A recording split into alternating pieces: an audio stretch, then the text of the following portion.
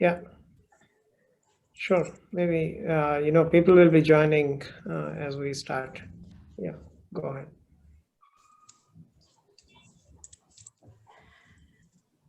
Yeah. Hello, everyone. I'm Nilanjana Pandey, and welcome to this webinar for Udaya Study from Population Council. Um, I'm Senior Program Officer with Population Council, and I will be hosting this National Dissemination webinar along with Ms. Tanushri Sen Gupta. This webinar is going to be in two parts. We begin with the presentation on findings from the study, followed by a panel discussion on navigating successful transition from adolescence to adulthood in India. Before we start, I would like to thank our generous donors, David and Lucille Packard Foundation and the Bill and Melinda Gates Foundation. Thank you, Priya and Anand, for being here today. And I know we have all become fast veterans at the webinars, but just a few housekeeping rules for the attendees as well as for the panelists. Please keep themselves at mute when we are not speaking. And in case if you have any questions or in case you have any discussion for the panelists, you can use Q&A window, which is provided for the panelists as well as for the attendees. And if you want to chat privately to panelists, you can also do that. So now let's begin with the opening remarks from our country director, Dr. Niranjan Sagruti. Thank you. Now it's over to you, Dr. Sagruti. Yeah, thanks so much, Nilanjana. Can we request you to put on your videos? Otherwise, it is Sure. fine. Is this okay? Yeah. Okay. Thank you so much, Nilanjana. On behalf of the Population Council and the Project Udaya team, I once again welcome you all to the dissemination of India Udaya Wave 2 study data and findings. Great to see that we have a distinguished panel today present on the occasion, well-known researcher, policymakers, program managers, and of course, the investors in adolescents in India.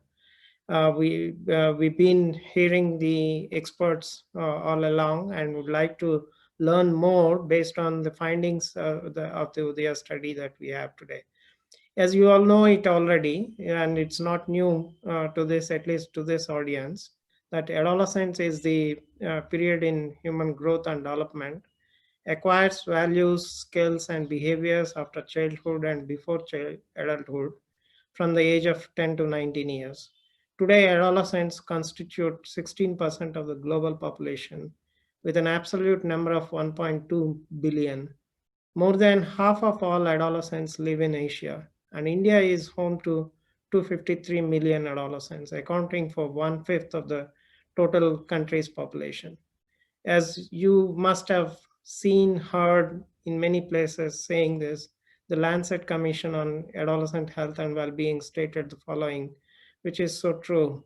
Adolescence is generally thought to be the healthiest time of life, and young people have therefore attracted little interest and too few resources. Investments in adolescent health and well-being will not only transform the lives of girls and boys around the world, but will also generate high economic returns, especially in low-income countries. The costs of inaction are too great to ignore. And the study that we are going to hear today, Understanding the Lives of Adolescents and Young Adults, is a longitudinal study of adolescent, a rarity among its contemporary cohorts globally and in India. It is the first ever longitudinal study of adolescents transition to adulthood from the states of Bihar and Uttar Pradesh. This cohort of adolescents, representing almost 72 million adolescents in the two states combined, receives a special significance given the fact that they were all first recruited in 2015-16, the year when Sustainable Development Goals came into action. And this study provides a baseline and tracking over time to learn the progress of adolescents as they transition into adulthood and to achieving the SDGs by 2030. The study was futuristic and profiles multiple facets of adolescents' lives. You name the issue, it is being studied in Udaya. Let's hear more about it in the subsequent presentations. And I would like to conclude my introductory remarks thanking all the adolescents and young people who have participated in two repeated longitudinal study surveys since 2015-16, and also during the COVID-19 period, we had connected with the same adolescents and young people to understand how their lives have been changing during this COVID times, which was a very interesting and for us to learn from it. And their time, information, and support is highly appreciated. The study was also a possibility only with the kind support of Ministry of Health and Family Welfare, Government of India, the governments of Uttar Pradesh and Bihar, the Bill and Melinda Gates Foundation, the David and Lucille Packard Foundation. Thanks so much. And as like many of you, I'd like to hear and the panelists and looking forward to the discussions. Thank you. Over to you, Nilanjana.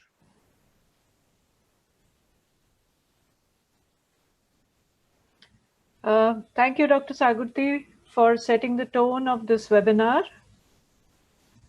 As he has already mentioned, this is a culmination of two survey waves of Udaya, understanding the lives of adolescents and young adults.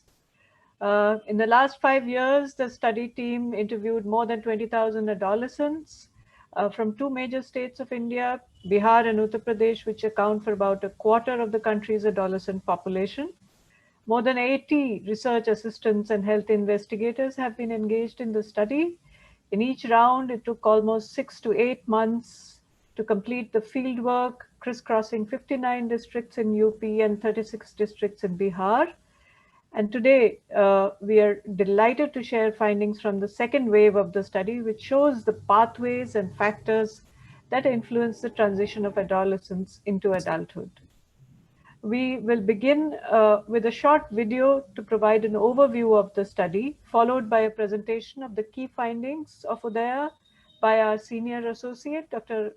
Santya, KG Santya, who led the project.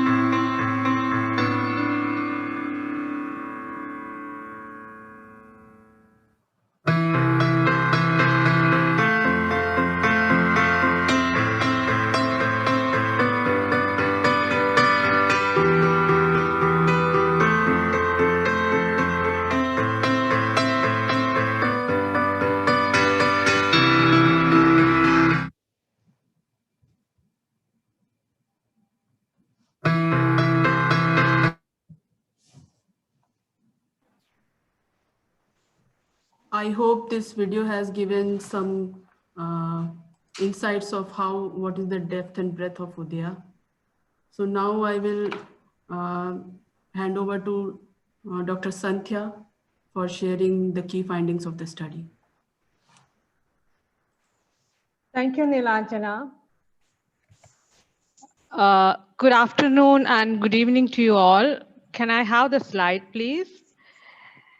And it gives me immense pleasure to present some key findings from the Udaya longitudinal study. You already got a flavor of that from the video that we just played.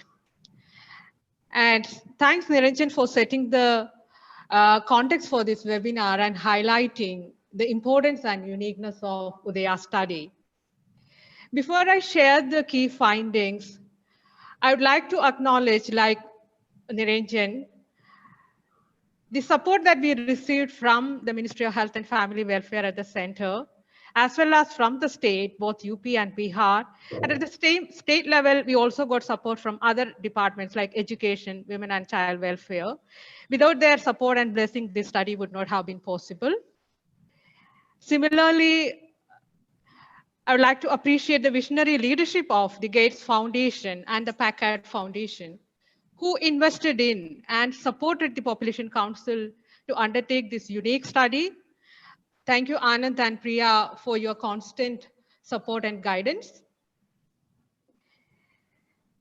And I cannot begin this presentation without acknowledging the contributions of the Udaya study team at the Population Council. We started this journey way back in 2015, and several of us traveled together in this journey. And this event would not have been possible without your dedication, commitment, and the collegiality. Thank you all for your support. Can you go to the next slide, please? So as the video has shown and the Niranjan also mentioned, the study sought to explore the multiple facets of the lives of the adolescents and the change in their situation over time. We looked at the quality of the transitions that younger and older boys and girls made from young adolescents to late adolescence and young adulthood. And what are the factors that help them to make a healthy, informed, and safe transition? And we interviewed over 20,000 adolescents from these two states in 2015-16. And with their consent, followed them up 3 years later and re-interviewed over 16,000 of them. We not only interviewed them using a structured questionnaire, but also assessed their foundational skills using the ASSET tool, their mental health situation using the patient health questionnaire. We measured their hemoglobin levels and height and weight. And this would not have been possible without over 75 committed and trained young field researchers. Several of them actually participated in both rounds of the survey. And needless to say, these adolescents who welcomed the research team with, open heart, they revealed many positive stories as well as, sad stories with us. So the credit goes to the adolescents and the young researchers who helped in achieving this study. Next slide, please. So our follow-up, rate range from about 70% for boys who are aged 15 to 19 and unmarried at wave 1 to about 87% for girls who are aged 10 to 14 and unmarried at wave 1. The reasons for loss to follow-up included migration, which was as high as 13% for boys in Uttar Pradesh. And we also were not able to track some of the respondents, particularly in urban locations. 6% of fewer adolescents refused to participate in the follow-up interview. And we could not interview 4% of fewer of the adolescents because their parents refused. In fact, we tried to interview those participants whom we could not interview in person over phone, but managed to do so only for about 1.4%. Next slide, please. So in today's presentation, I'm going to focus on three key research questions. The first question is about what is the nature of the life course transitions that adolescents in these two states has experienced, and who is likely to go off the track early on.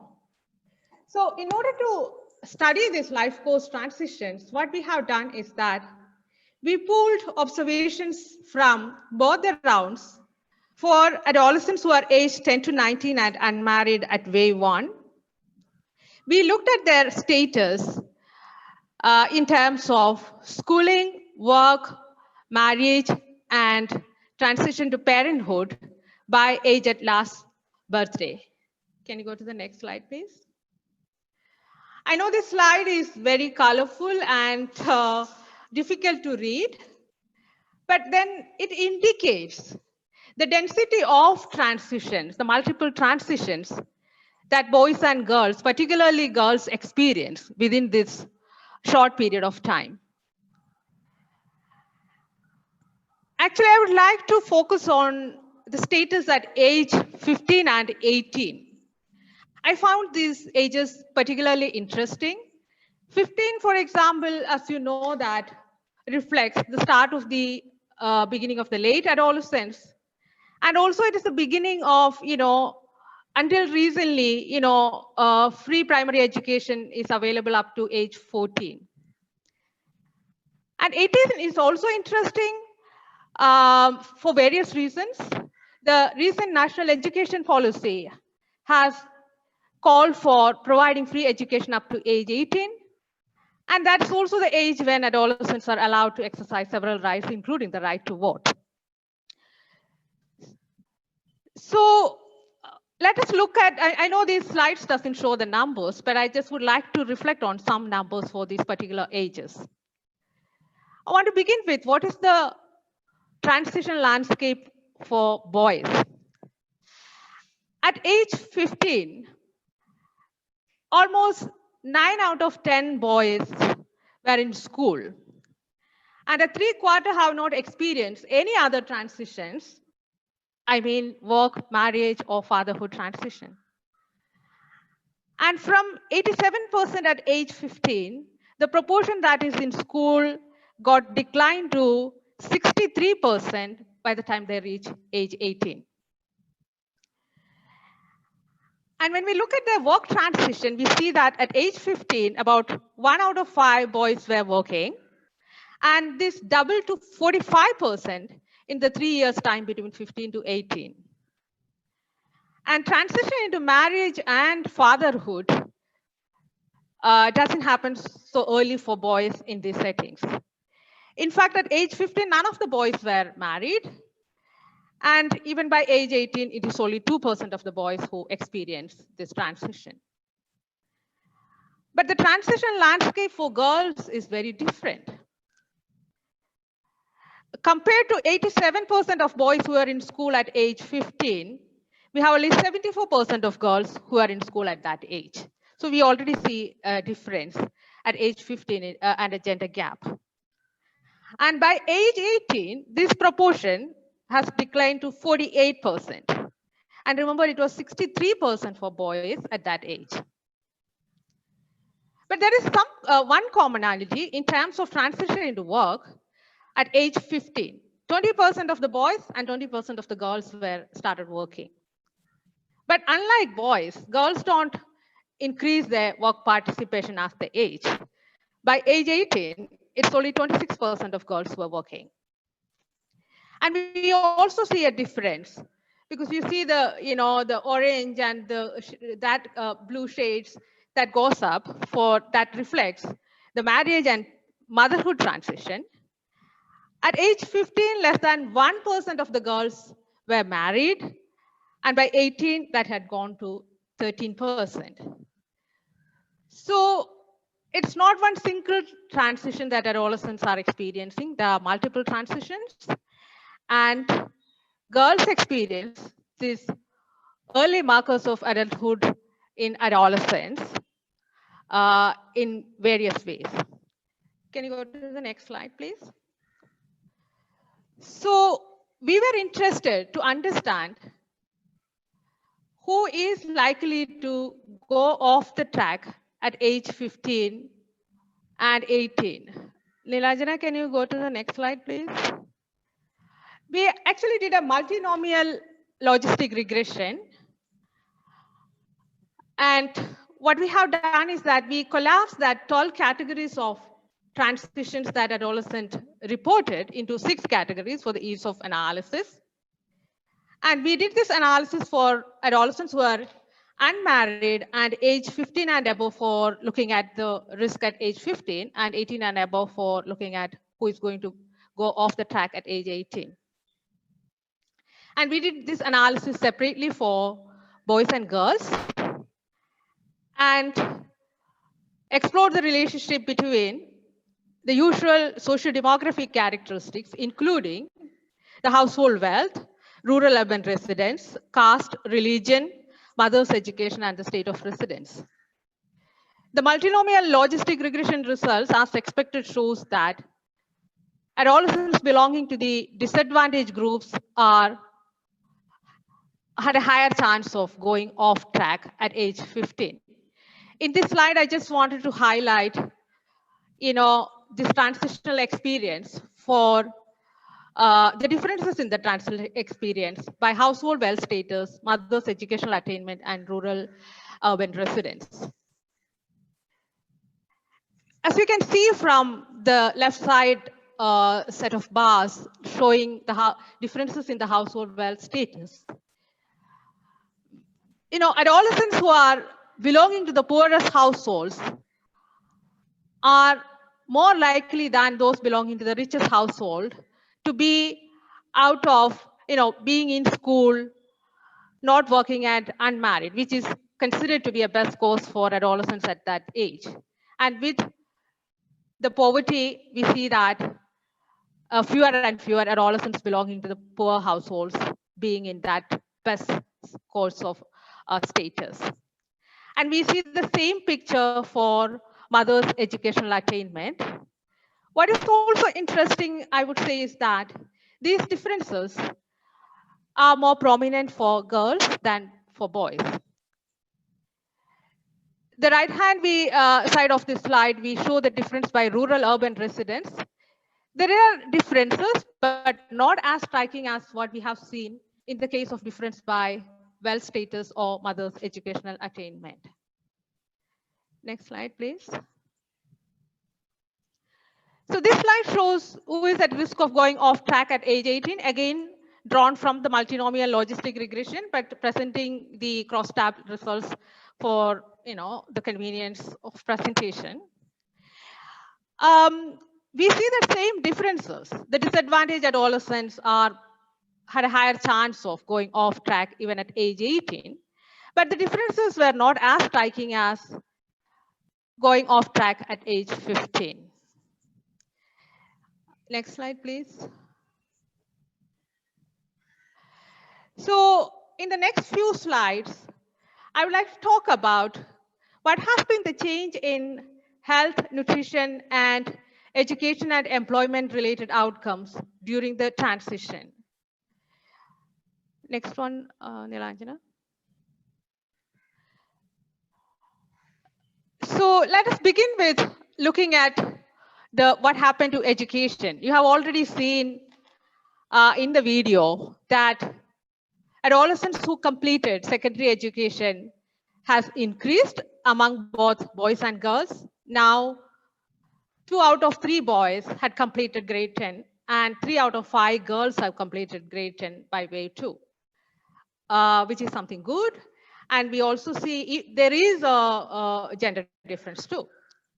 But I think the sad story of this is on the right side, which shows the proportion of boys and girls with 8 years of schooling who are assessed to be both numerate and literate at wave 1 and wave 2. Even at among adolescents who have completed 12 years of education among boys, we see that, it's only about 3/5 of the boys were found to be numerate and literate. These were tools, as I mentioned earlier, developed by USER and, used in India across. And by which I mean it's a tested tools, and numeracy is assessed by, able to do a simple division of 3-digit division by 2 digits, and reading a story in a class 2 level story fluently in the native language. And we also see a significant gender difference, with girls less likely to be numerate and literate. Next slide, please.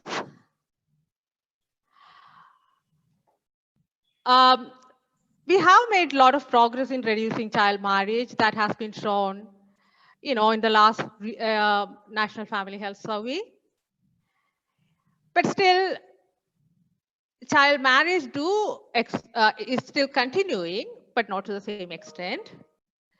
So we looked at adolescents who were unmarried at wave 1 and who got married in the interim in the 3 years period. And we saw that about 1 out of 5 girls in UP and 2 out of 5 girls in Bihar got married. About 1/3 of all these marriages, which happened during the inter-survey period, happened before the age of 18. There is decline, but still there's a notable proportion who are marrying as child. Next slide, please. Moving on to one of the critical domains that this study has focused is understanding adolescents' contraceptive practices. And this slide shows contraceptive use of modern methods by parity, and also for all married women. And we see that the contraceptive use remains low, and there has been no change in contraceptive use among 0 and low parity young women in both the states. Like at parity 1, at wave 1, it was about 6%, and in wave 2, it's about 7%. Even among women with high parity, like parity 3 or 4, we see that 1/5 of fewer women were using any modern methods of contraception. Can you go to the next slide, please? We also found that switching to other methods is very minimal. In 2015-16, we had about 266 users of modern contraceptive methods, while about 103 continued to use the same method. About 143, more than the users, the continuers, more people discontinued. And only just 19 of these switched to another modern method. And then there are some additional no acceptors. And when we looked at what's the increase, we see that's about 1.6% points per year in the contraceptive use in the cohort of the married girls. Next slide, please. And this slide shows the method mix among users. What it shows is that the method mix has changed over time among the cohort of married girls. Initially, it was high use of spacing methods too, and now to female sterilization, and which is associated with the increase in the parity. Next slide, please. We also looked at the childbearing during the adolescence and the reproductive experiences. And by wave 2, over 80% of the girls had begun childbearing, and almost half of them had 2 or more children. And we also noticed that a significant proportion has experienced a pregnancy loss over time. Next slide. And as in the video we said, this is only some key findings. There are many more interesting insights related to SRH in the study. But for the sake of giving you a quick overview, I just move on to another domain that we assess is the mental health of adolescents, which we assess using the patient health questionnaire as well as questions related to suicidal ideation. And what is so sad is that the proportion of adolescents who reported symptoms suggestive of moderate to severe depressions in the 2 weeks preceding the survey increased over time, particularly among girls. It's like, 1 out of 8 girls reporting such symptoms. And married girls were most vulnerable, among whom the proportion reporting symptoms suggestive of moderate to severe depression in the 2 weeks preceding the survey increased from 8% at wave 1 to 14% at wave 2. And what about their economic engagement, working for pay? And we see that the proportion of the boys who were working in the year preceding the interview has increased over time. But among girls, it has been a slow progress. At age 22, 32% of the girls had worked for pay in the year preceding the survey. More than double of that boys have engaged. And a lot of adolescent boys and girls, particularly boys, have been seeking job at wave 1 and wave 2. And the job seekers almost doubled among boys and girls, even though the levels are different among the two categories. Next slide, please. Also want to share some insights about experience of violence. There are several questions related to violence in the study, not only within marriage, but also within premarital relationship, in public spaces. So I just picked up 2 indicators, one related to violence within marriage and one related to mobile phone or internet-based harassment. And we see that girls who experience physical violence in the 12 months preceding the survey has almost doubled from 22% to 37% by wave 2. But the proportion who reported sexual violence were the same at both waves. With increased access to mobile phones and use of digital media, we are also seeing that experience of mobile phone or internet-based harassment is on the rise. And more than 1 out of 10 older girls who are aged 15 to 19 and unmarried at wave 1 reported such harassment by the time of wave 2. Next slide, please. This slide is also a busy slide, but just to give you a sense of what happens if an adolescent goes off the track at age 15. And we compared boys and girls who remained in school, unmarried and not working. As I mentioned, this has been taken as the best course of status for an adolescent at the age of 15. And what happens to the various outcomes, like the ones which I described earlier? There are a number of interesting insights that one could draw from this. If the boys and girls are out of school, they had lower chance of being numerate and literate. And boys and girls who started working early have a higher chance of continuing to work at the end, currently. But there are many more disadvantages that girls who goes off the track, regardless of whether they are out of school or, unmarried at that time.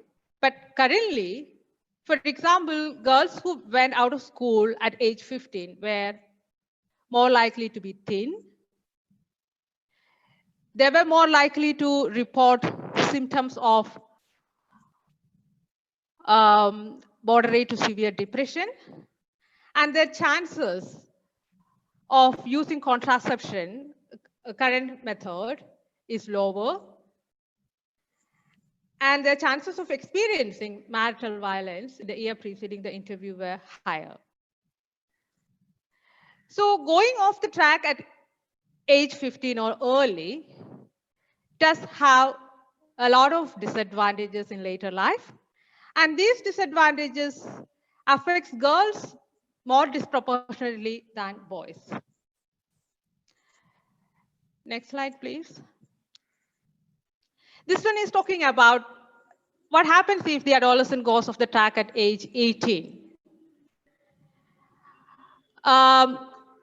There are a number of similar results, like numeracy being affected, but positively the work patterns going, but far fewer than what we had seen for adolescents who goes off the track at age 15.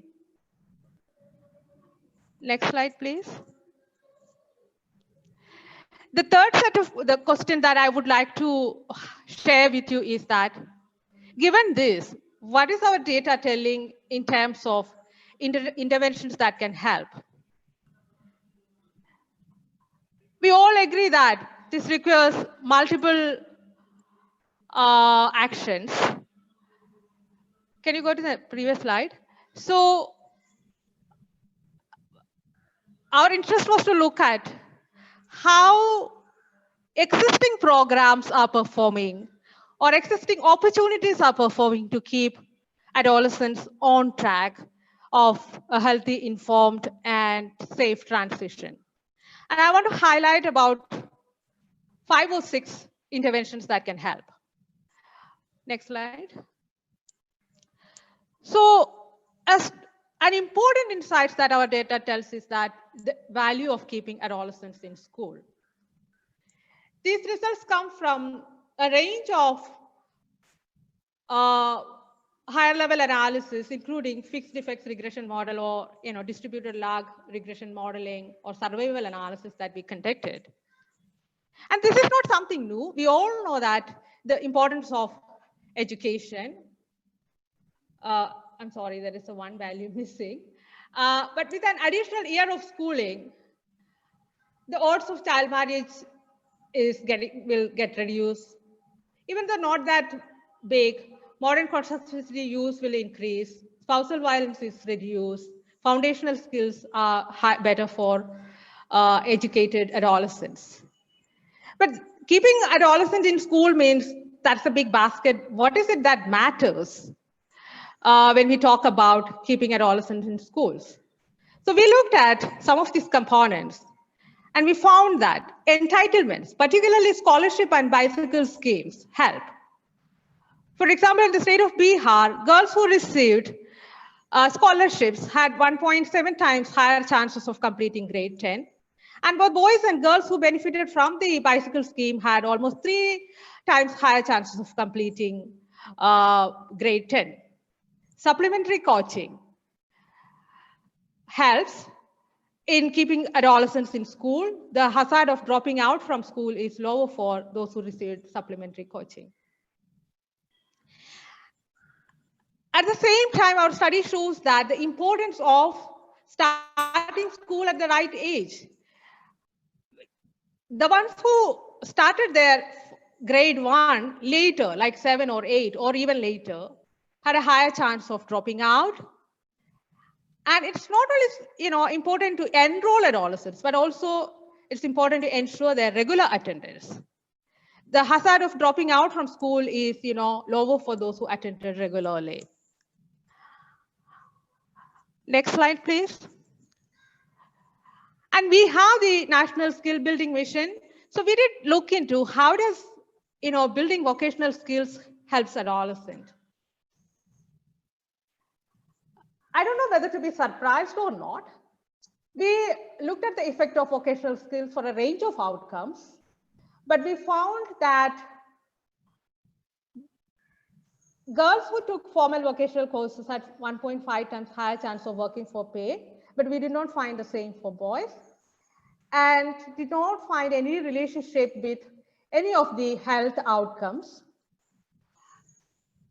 It's not clear to us whether we have not seen the relationship because, they just probably finish these courses and are yet to get the effects get translated into health outcomes. There are studies, intervention studies, which shows that vocational skill building does help to delay marriage and delay pregnancies, but we have not seen that. But at the same time, we must say that the levels of adolescents who receive that vocational training is far from satisfactory. The girls who are aged 15 to 19 and unmarried, who had been the most reached, even among them, no more than 2 out of 5 girls had participated in a formal vocational course by way to. Next slide, please. And the third intervention that we looked is a health system intervention of interacting with frontline workers. There are a lot of positive results, and we looked at this relationship for married girls because, as you can see from the left side of this slide, they are the ones who are more likely to have reported interactions with frontline workers. And this interaction does help them some minimally, like 2 percentage points or 4 percentage points, in terms of getting services like using contraception and institutional delivery, but about 18 percentage points higher chances of receiving postpartum checkup from a trained health professional within 2 days. And it also have a positive effect on married girls' agency as measured by decision-making autonomy and freedom of movement. Next slide, please. The fourth intervention we looked at is the adolescent specific programs. Again, mostly supported by the government, but also run by civil society partners, like offering family life education. Or internationally, we talk about, like comprehensive sexuality education, the school health program, and the adolescent health days. We could not look at these programs individually because the proportion, as you can see from the right side, is not, this is, adolescents who participated in any of the programs, but the individual component wise was not that statistically possible. Two interesting findings I would like to highlight is about there is adolescents who are exposed to these programs were more likely to have gender egalitarian views, and girls who attended family life education had a lower odds of getting married before age 18. Next slide. And another intervention that we looked at is promoting gender egalitarian norms. There are a lot of, there are many, gender transformative programs implemented by civil society partners, and the life skills program sometimes include that component. And you see that there are a lot of positive results for girls who, held egalitarian views early on are more likely to have higher chance of delaying marriage, exercising choice in spouse selection, and delaying childbearing, and so on. And we also see that gender egalitarian norms are shifting as adolescents move from early to late adolescence, except among older boys. It doesn't mean that it's immutable. Interventions can do, but that's the situation without an intervention. Next slide, please. The final intervention that we were, I'm calling it as an intervention, but it is something happening, probably due to the market forces, the expanding use of digital media. There has been huge increase in the use of digital media, internet and social media. But at the same time, we see that the gender gap persists. Again, we looked at the effects for married girls who are, most constrained in using this media. But you see that there are more positive benefits, like exercising decision making, and using contraception and enjoying freedom of movement. Next slide, please. So I would like to end with a few key takeaways. I mean, our research shows that there are many takeaways, and I look forward to hearing from the panelists and the participants what are their key takeaways. I mean, these findings shows that the need for increasing the investment to ensure that adolescents do not go off track early. And we need to target those from the disadvantaged groups who had the higher chances of going off track.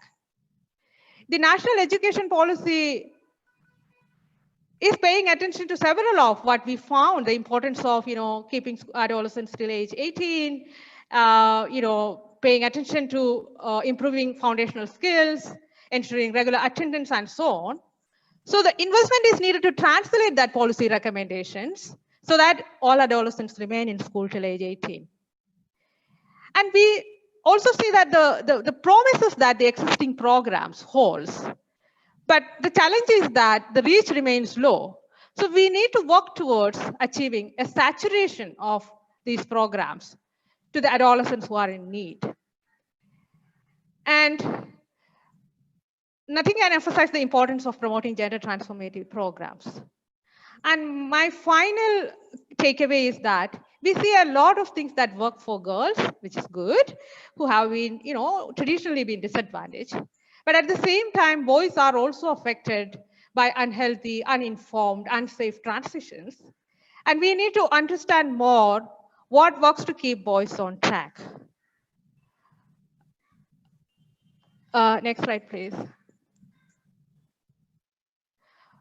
Some of you may be knowing that Udaya data from both the waves are out there in the Harvard Dataverse. I would request all the participants, this is a mindful of data, and the council team alone cannot mine this data. So I encourage all of you to make use of this data and engage youth in engaging this data and target the multiple stakeholders.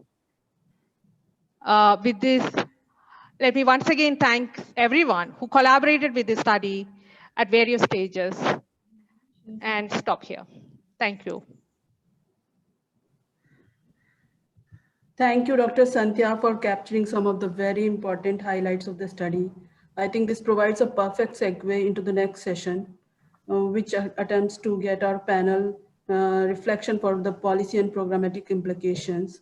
Now I hand over to Tanushri to introduce our eminent group of panelists and moderators.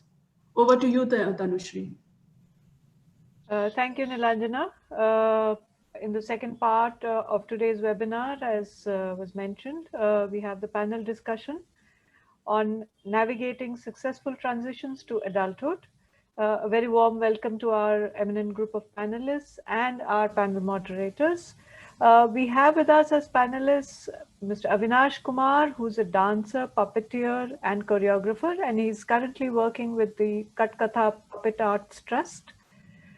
We have Professor George Patton, who was the chair of the 2016 Lancet Commission on Adolescent Health and Wellbeing and is currently professorial fellow at the University of Melbourne. Professor Saroj Yadav, who was Dean Academic of the National Council of Educational Research and Training, NCERT, since 2014. Dr. Venkatraman Chandramouli, who leads the work on adolescent sexual and reproductive health at the WHO, and Dr. Zoya Ali Rizvi, who's Deputy Commissioner, Adolescent Health at the Ministry of Health and Family Welfare. This discussion will be moderated by Mr. Anand Sinha, who's Country Advisor of the Packard Foundation in India, and Dr. Priya Nanda, who's Country Equity and Social Change Evaluation and Research Lead at the Bill and Melinda Gates Foundation. Thank you, Anand and Priya, for moderating the panel, and over to you. We request all the panelists to please turn on their videos and mics. Thank you. Okay. Thank you, Tanushri, and thanks, Santya, for a very stimulating presentation. We're going to start, and welcome to all the panelists. Anand and I are going to take turns in,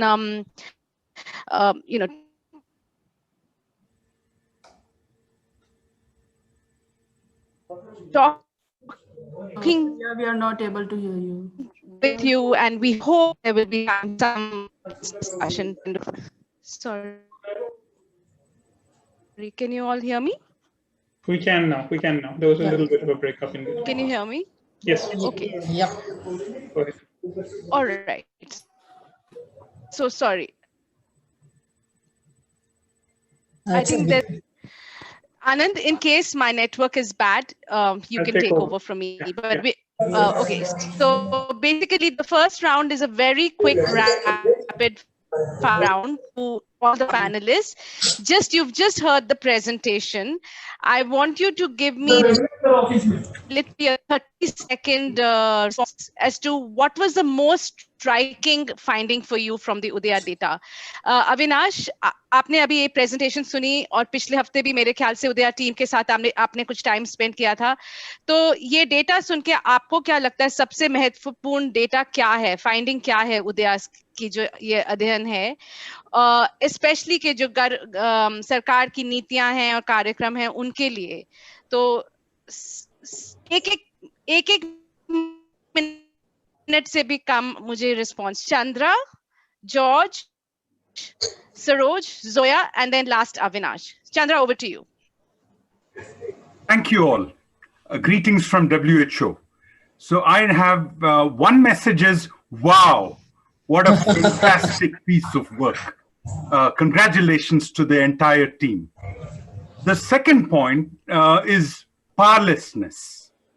From the body of data in the website, what I saw was that almost all the girls surveyed did not want to get married early. Almost all the girls surveyed, 4 out of 10 of the girls wanted to delay childbearing by 2 years. But that is not what happened.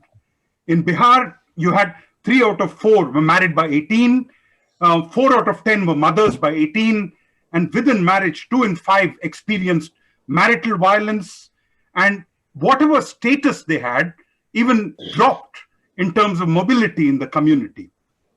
So what this means is that adolescent girls want to do something in their lives, but they're trapped by the context and are powerless to change that. And that clearly is what we need to address, among the many other things to do. Over Great. to you, Priya. Okay, so I think I said George next. So go ahead, George. I've forgotten what the order was. Go ahead, George. Thank you, Priya. And if I could just echo Chandra's congratulations to the POP Council, to the donors, to the Udaya team. You've done a fabulous job. This is data unlike anything I've seen before. Highlights. There are so many highlights in these data that I almost don't know where to begin. But I'm actually going to echo Chandra. And for me, sort of one of the striking things is just how bad early marriage, early pregnancy is for girls. And this comes through so strongly in the data. And it's not just during the adolescent years, it continues to be bad into young adulthood. So pregnancy risks continue well beyond the adolescent years into young adulthood, and those astonishingly high rates of pregnancy loss in those who married young. But this group of young women are missing out on education, they're missing out on employment, they're missing out on their mental health. Financially, they're missing out, quality of life, nutritional status, and even the development of agency in themselves. That's a crucial part of social and emotional development during the adolescent years. They're missing this. So that for me is the striking highlight of the study that I could see. Thanks. Saroj, Professor Saroj. Yeah, good evening to everyone. I think really I also join all of them congratulating you to conduct such a huge study, and particularly a longitudinal study, which we are still, you can say, I think this is the first study, a longitudinal study. The thing is that still there is a lot to be done. You have seen that even the awareness level, even the attitudes, even the behavior of the children, particularly at a younger age, is very, very low. So we have to, in a government policies, I think we were working for the higher level, mean children at the age of 15 to 19 more. And that result have shown that even the children, your data shows that 90%, 70% children shows that they have received information in the age group of 15 to 19. But so far 13 to 14 is concerned, I think the level of the sources of information is very, very low. That is one, this study has very clearly comes out that we have to go down to the lower level. And even the NEP 2020 also says that rather they have highlighted the role of parents also. So I think we have to, in future, we have to take the role of parents.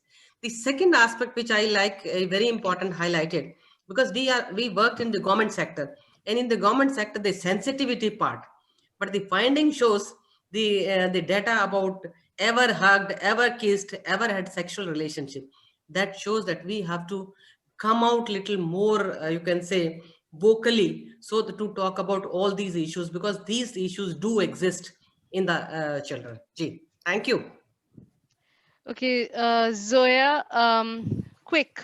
Okay, One I'll be striking finding. Okay, no, I will not say one. I have to at least two, three. One is it is the largest adolescent-centric study which I have come across. So it kind of gives me a lot of power dealing with adolescent health. Second, it deals with 2 states which cover about 25% of our population. So the sampling is really good. And third, the most important part for me is that it actually deals with the thematic areas of RKSK, which includes nutrition, SRH, mental health, gender-based violence, including gender-based violence, and mental health. So and of course nutrition also is there, but I'm just saying it's very good because that means that the importance of all these thematic areas is there in adolescents, and this is a study from which we can learn, can skew our can tweak our programs, make them more pertinent and more applicable. And lastly, one thing more, that we need to work with other departments so that the implementation is much better rather than only health. That is also something which has come out of this. Thank you. Avinash?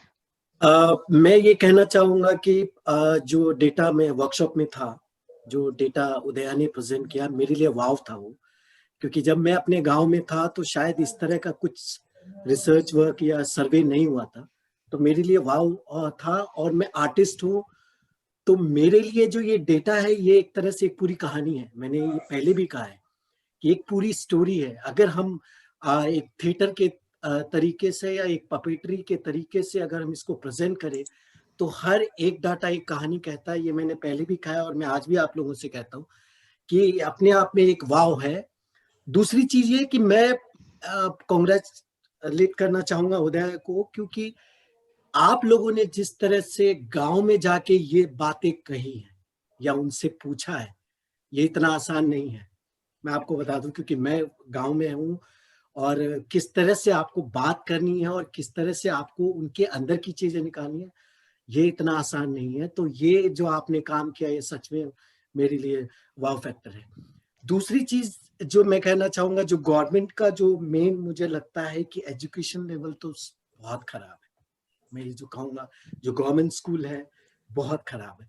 दूसरी चीज ये कि जो counselling level है, आंगनवाड़ी है या school में जिस तरह से काम होता है, वो बिल्कुल नहीं है। तो मुझे लग रहा है कि उनके साथ अगर काउंसलिंग लेवल या आंगनबाड़ी में जो लोग काम करते हैं, अगर वो गर्ल्स के साथ या जो एडोलेसेंट्स बॉयज एंड गर्ल्स हैं उनके साथ बातचीत करें और ओपन होकर बातचीत करें, उनके लिए बीच में एक स्पेस क्रिएट करें जहां वो एडोलेसेंट्स अपनी बातें रख सके या एडल्टहुड जो अपनी बातें रख सके उनके सामने कि हमारे ये प्रॉब्लम्स हैं, तो मुझे लग रहा है कि बहुत हद तक हम नीचे जाके रूट में जाके काम कर सकते हैं। शुक्रिया। Anand, over to you. Thank you so much everyone.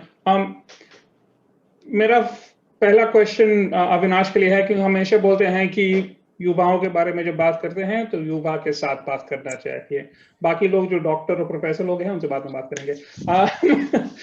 आप बता रहे थे अविनाश की आप थिएटर में काम करते हैं, आप युवाओं के साथ काम करते हैं, उनके परिवर्तन के लिए काम करते हैं।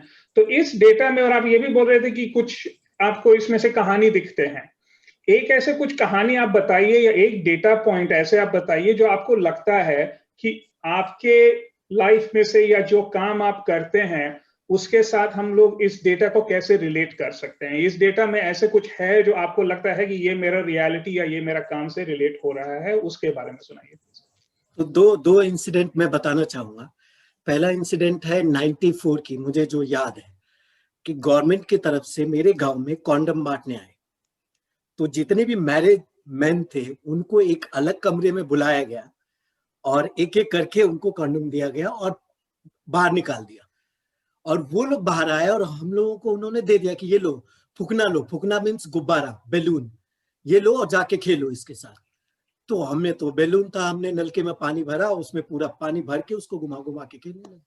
तो ये पता नहीं था, लेकिन जब मैं दिल्ली आया और जब मुझे इस चीज के बारे में पता चला तो मुझे ये लगा कि जो लोग इस तरह के काम करते हैं या गवर्नमेंट की तरफ से ये चीज प्रोवाइड करते हैं लोगों के लिए, आप बताओ तो सही कि ये किस काम के लिए है और किस तरह से इस्तेमाल करना है। इसमें शर्माने वाली बात नहीं, वो चीजें उनको क्लियर तो करो। दूसरा इंसिडेंट मैं बताऊंगा, मैं अपने पापा की, मैं 6 भाई हूं, तो एक बार मैंने अपने पाप से पूछ लिया कि आपने इतना बड़ा फैमिली क्यों कर लिया, इतने सारे बच्चे क्यों कर लिए, आपने कॉन्डम क्यों नहीं यूज किया। तो मेरे लिए तो, मैं तो थिएटर आर्टिस्ट में तो मुंहफट हूं, मैं बोलूंगा ही। तो मैंने बोल दिया, तो वो गुस्सा हो गए कि अब तुम मुझे सिखाओगे ये चीज। तो मुझे फील हुआ कि मैंने गलत किया, क्योंकि बोल के, अगर मैं बोल के बोलूंगा कि आपने कॉन्डम यूज नहीं किया तो वो गलत होगा। अगर मैं वही चीज एक ह्यूमन बीइंग की तरह एक कॉन्डम बनाऊं 6 फीट का, उसको पहन के अगर मैं मैनिपुलेट करूं और कहूं कि अगर आप मुझे इस्तेमाल करोगे तो शायद जनसंख्या कम होगी, बच्चे कम होंगे, प्रेगनेंसी रिस्क कम होगा, तो मुझे लग रहा है वो ज्यादा इफेक्ट करता, मेरा पापा भी मेरे से गुस्सा नहीं होते। तो ये सारी चीजें जो है, मुझे लगता है कि जो हम आर्ट फॉर्म यूज करते हैं, जो पपेट्री हम यूज करते हैं, उसमें बहुत पावर है। आप बिना बोले, बिना आप किसी को कि आप ऐसा कर लो ऐसा कर लो, नहीं, एक ऑब्जेक्ट के थ्रू एक लार्ज स्केल पे और एक पूरे गांव में ट्रैवल करके आप अगर ये चीजें बोलते हो तो मुझे लगता है कि वो ज्यादा समझ आएगा। खास करके जो एडोलेसेंस है, जो बढ़ रहे हैं, जो एडल्टहुड में आ रहे हैं, उनके लिए। दूसरी चीज ये है कि हम बूढ़े या जो ओल्ड लोग हैं हम उसको नहीं समझा सकते। हमारे आने वाले फ्यूचर कौन है, हमारे ये लोग हैं, एडोलेसेंस है या एडल्टहुड में जो बच्चे आ रहे हैं या जो यंग हैं। अगर हमने उसको 1% भी अपनी कहानी के थ्रू, अपने थिएटर के थ्रू चेंज कर दिया तो मुझे लगता है कि हम धीरे धीरे इस चीज पे काबू कर पाएंगे जो हमारी प्रॉब्लम्स है। दूसरी चीज मैं कहना चाहूंगा कि हम जो काम करते हैं, हम वर्कशॉप करते हैं बच्चों के साथ, वर्कशॉप करके उनसे दोस्ती करते हैं। दोस्ती करने के बाद हमारे बीच में एक स्पेस बनता है जहां वो अपनी प्रॉब्लम शेयर करते हैं, जो कि बहुत कम होता है। अगर आपके पास कम टाइम है, आप फटाफट आके आप उनसे बातें कर रहे हो और ठीक है आप ये कर लेना, ये कर लेना, आप ऐसा कर लेना, नहीं, ऐसा नहीं होगा। आप उसके साथ रहो, टाइम स्पेंड करो और नजदीक जाओ। शायद और चीजें मुझे फील होता है, जो मेरे एज में मुझे लगा कि शायद अगर मेरे करीब लोग और आते तो शायद मैं अपनी और चीजें उनको बता पाता। तो मुझे लगता है कि ये चीजें हैं जो काम करती है और हम लोग इस तरह से ज्यादा बच्चों के साथ काम करते हैं। Thank you, thank you. Thank you, Avinash. Chandra, I just, Avinash talked about very granular, very engaging interpersonal interactions with adolescents. The scale that we are working with and that the scale that you are advising the government here on our large flagship programs like RKSK is immense. Where you can't really think at this level of granularity, but you actually have to think about all of this as you design these large flagship programs. What is it in today's findings that you think is different or that you would like to take as new evidence back to programs that have already been designed are being executed like RKSK? So what would your reflections be on this evidence that Udaya has presented today for transforming programs like RKSK? Is there anything that you want to advise or take from here? Thank you, Priya. I have 3 points. and I'd like to share my observations of the body of data in today's presentation and some implications for action. One is you see that unequal norms, unequal roles, and unequal relationships are extremely strong, overpowering. Girls, adolescents, boys and girls' lives are drenched in this inequality. And I think we need more gender transformative approaches. The Balika Cycle Yojana evaluation showed benefits. And we need programs like that to transform societal norms. And to do this over time, these transformational changes take time, and they need to work from the individual level all the way to the structural level. So we really need that. And I think that was one of Santhia's conclusions as well. I mean, if there's one common thread to this, it's how do you take gender transformational approaches and apply them at scale? And there's a whole body of experience, research evidence and programmatic experience in India and elsewhere. The second point is that there are important differences in the data that Santhia presented between Uttar Pradesh and Bihar. And I think if you go to the district level in Uttar Pradesh and Bihar, you will find lots of differences as well. And so I think one important way to respond to your question, Priya, how do you become more granular, is to focus on district level decision making. It's already there, but largely and I'm over characterizing it, but largely this is about filling Excel spreadsheets with numbers, filling Gantt charts. But what you really need is to take research evidence and to transform district planning into a thinking exercise and to an evidence-based planning exercise. From what I've seen, this is beginning to happen, but much more needs to happen. And my third point is an optimistic one. You know, in preparation for today's meeting, I went to the NFHS data from 2005-06 and 2015-16. And there have been improvements in many areas, in the antenatal care use, in institutional births, in many areas. There have also been important changes socially, age of marriage, childbearing. And I think what we need to do are two things. One is we have to identify the girls who are most vulnerable. Again, this was Santhia's point. Intersectionality, marital status. I mean, marital status clearly, greatly increases vulnerability. But it's also religion, and it's caste, and it's rural status, and it's whether the parents are alive. So many intersectionalities, and those are the people who need most attention. And finally, I think one of the things I was surprised about is the reach of government programs. Actually, secondary school enrollment has improved. Contact with the health worker has improved. What is, and this is a shocking statistic for me, 100% of the girls had antenatal coverage, but only 1 in 50 had complete antenatal coverage. And that is shocking. Boys had attended and girls had attended school, but the numeracy levels, literacy levels were shocking. So what we need to do, as Santhia said, is to expand coverage of the NGO initiatives, but we also really need to improve the quality of our programs. Programs are there. With the NFHS programs and with the rural health scheme, programs were put in place, but they're shells of programs in many places, like Avinash said, and they have to be transformed. They're great that they are there, but we really have to improve their quality. So those are my three things. Gender transformative programs, go down to district level for evidence-based decision-making, and thirdly, focus on quality while expanding coverage and equity. Over to Thanks, you, Priya. Chandra. Over to you, Anand. Thank you, Chandra. Thank you so much.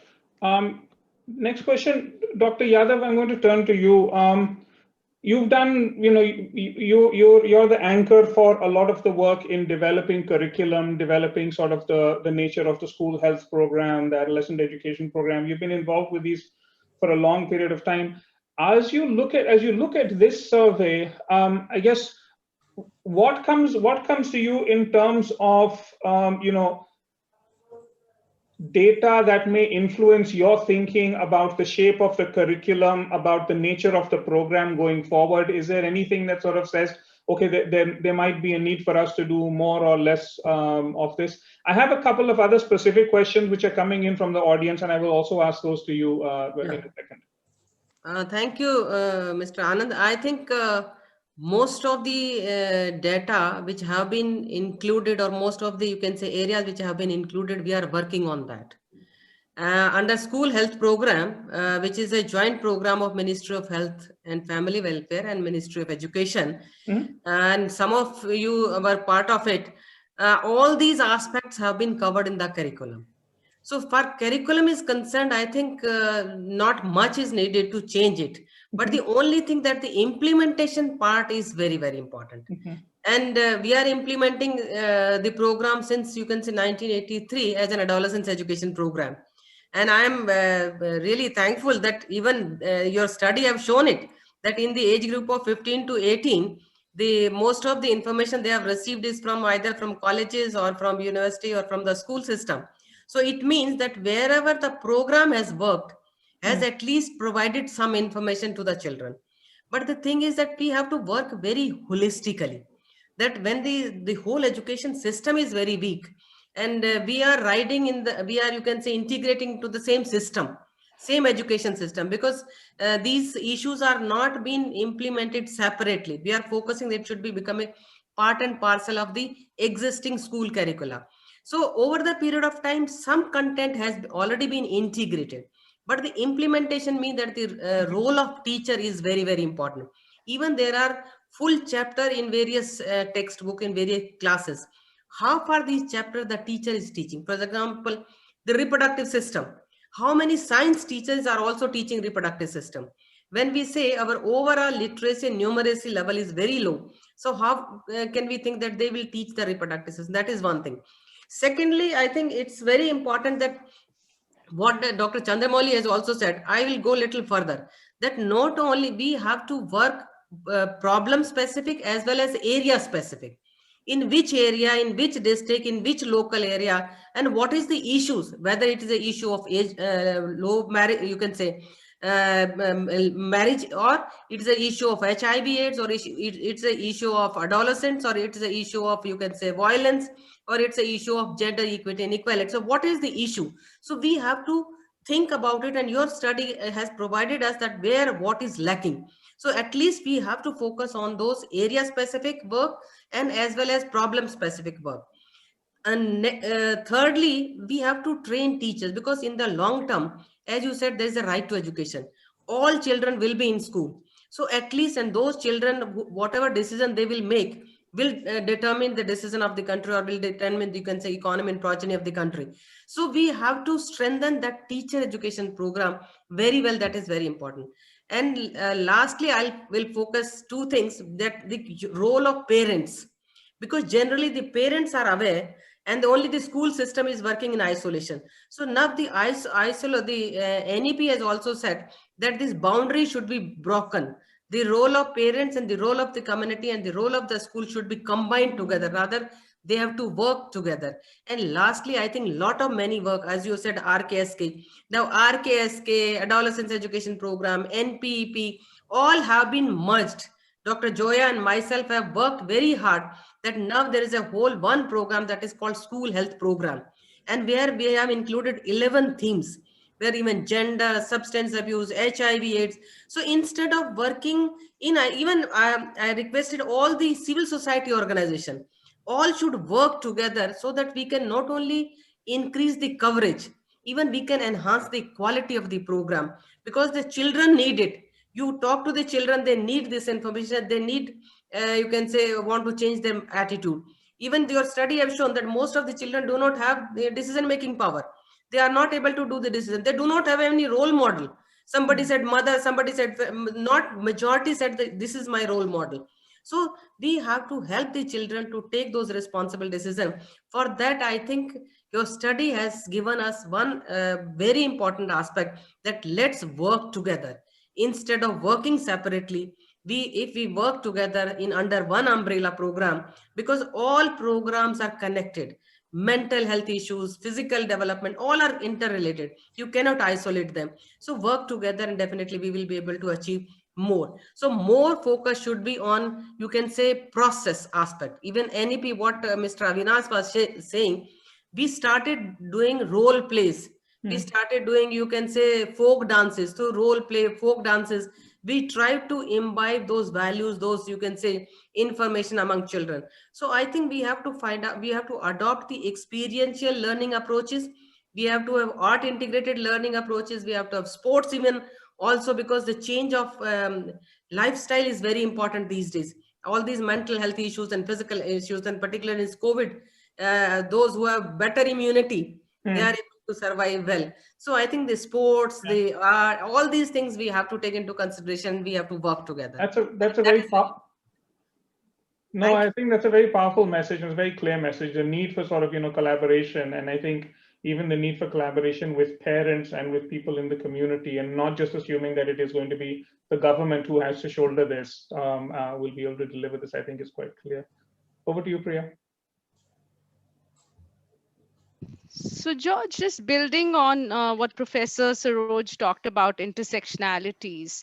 I mean, the data is clearly showing the serious and multiple deficits that adolescents face as they go from younger to older ages, and they're carrying and accumulating these deficits, and they are intersectional in nature, and they kind of aggregate and affect each other deeply. So my question to you is, I mean, working at a global level, the two questions. One is, what is it in this evidence, or what is the type of analysis of this evidence that you think Pop Council and its larger team of collaborators should be doing to motivate policymakers to be thinking differently about intersectionality? And what is the way this evidence can influence this idea that programs are working in silos, but we actually want them to be working in much more collaborative, complementary ways? So any thoughts around that? Priya, it's a great question, and there are many different parts to it. And I will build on Professor Yadav's comments. There's great opportunity here with this study because the Pop Council has measured so many different facets of adolescent development. So capturing gender norms, capturing media use, literacy, numeracy, nutrition, even injuries that are not fatal. We don't know much about it. But if I could take the example of mental health, because mental health is central to what happens during the adolescent years. These are years in which an individual develops identity. Mental health relates to pretty much every other aspect of growth and development. It relates to reproductive health. It relates to nutrition. It relates to educational engagement. It relates to experiences of violence. So, here there's an opportunity to understand how it is, for example, that married girls have such poor mental health. Now, there'd be a temptation to say, well, it's obviously something to do with the experience of marriage, experiences of physical and sexual violence that are high. It might be poverty. It might be the trauma of pregnancy loss. These things might be the factors that are actually sort of help, that sort of explain the link between mental health and early marriage, but it may be different. And this is where the study can actually undertake some unique analyses. So it could be, for example, that the mental health problem is actually a risk factor for early marriage that we have neglected. So a girl who is perhaps not doing so well at school in terms of learning, not feeling good about herself academically, perhaps being bullied, getting depressed and actually feeling sort of low in her social status, might actually choose marriage and pregnancy as an option to validate herself. It gives an identity, it gives a sense of social status. And so it may be that mental health is something that we should be addressing in terms of the prevention of early marriage, along with community norms, community gender norms, provision of education, comprehensive sexuality education. These are all important facets, but perhaps mental health is a feature that we should be including in our programming and our policies in the prevention of early marriage. Thanks. Thank you, George. Anand? Dr. Zoya, so what we're hearing, some of the findings suggest again, as Dr. Saroj Yadav has also mentioned, that the policies and the plans and the design seem to have sort of address or seem to attempt to address many of these issues, but the implementation is where some of the slippages are. And I guess the question is, does this data in any way sort of help us rethink how we might sort of approach implementation differently? I think one of the questions that we've been sort of thinking about internally was, the need to have a program that reaches so many people at such a large scale, but also the need to have a program that is granular and that is, engaging and interactive and is not sort of, prescription based, which I think, again, Avinash sort of, gave some examples of how sometimes these programs, don't really attempt to relate or engage because they are such large programs. I don't know if there's any thoughts emerging about that issue. Okay, thanks. I think I can basically, I have got so many points I can speak on, but I just want to start basically with the fact that I think the study was somewhat depressing for me because it showed that the access of the program is where we are failing. The lot of the adolescents, whether it was young or the older adolescents, had no idea about the Rashtriya Kishore Swasthya Karyakram. So that is something which makes me think as to where we are failing. So I think in program implementation, it's something which we have to strengthen, that the awareness regarding the various components of Rashtriya Kishore Swasthya Karyakram, whether it is the adolescent friendly health clinics, hardly anybody had heard of it. Look at the menstrual hygiene scheme, very few percentage of girls actually had access to sanitary napkins. If you look at access to IFA tablets, also the numbers were very minimal. So that is something which we have to maybe sit down and think as to how to create more awareness and increase the service provision. So that is number one for me, because looking at from the programmatic point of view. Second, I found is that SRH still continues to be very critical. We may say all we want in our forums that SRH is there. However, we need to spend more time on other schemes, but SRH becomes a very critical point for intervention, for services for adolescent boys and girls equally. So that is very critical for us. Next is, I would say, mental health. I think George has already talked, so I will not go to mental health, but I will talk to a very interesting thing which I found is the aspiration to gain vocational knowledge, which I found is so beautiful. It's like, and the tragic thing about the data was that majority wanted to have vocational training. However, less than half of them actually had access to it. So that is something which we need to work. That's, I think, Anand, you're right, that we have to work with other ministries, other departments, so that these aspirations which the boys and girls have of wanting to work, getting new trainings, that aspiration is not broken for them. Next point I looked at was the mobile use. Mobile use is something which is very critical, because more and more with the COVID, as Dr. Saroj also mentioned, a lot of our access to information is through mobile, and the huge gender disparity which we saw in the data brings me back to, one study which you all must have seen with C3 carried down, which again showed the same thing, that although mobile use has increased in adolescent boys and girls, however, there's a huge gap in how much access the girl has vis-a-vis how much the boy has. So if we are looking at implementation of our programs through the use of mobile phones or tablets or laptop, we need to do something so that the access is equal for the girls as much as for boys, because a lot of the factors, higher risk factors, is for girls, which the data shows also. So that is something which I think government will have to take a call as to, if we are looking at implementation through internet, how does the girl gets equal access to the internet programs, right? Next, I'm looking at there's an increase, the issue of, I think, gender egalitarian norms is something which what I think Chandra also mentioned, is that is something which is so deeply entrenched. We have to start right in the school. That's where Dr. Saroj Yadav comes in that the school health program is something which is so critical. The gender norms have to be taught right from class 1. We should not wait for class 9, 10 to say, okay, you should help out at home as your sister is helping out to the boys. So that is something, and this, the data shows that domestic duties is hugely in girls. The number of hours which spend doing domestic chores is so much more than what the boys have done. Or a lot of boys are not even doing any domestic duties. So that is something which we have to build in through a school curriculum, through a partnership with the education ministry.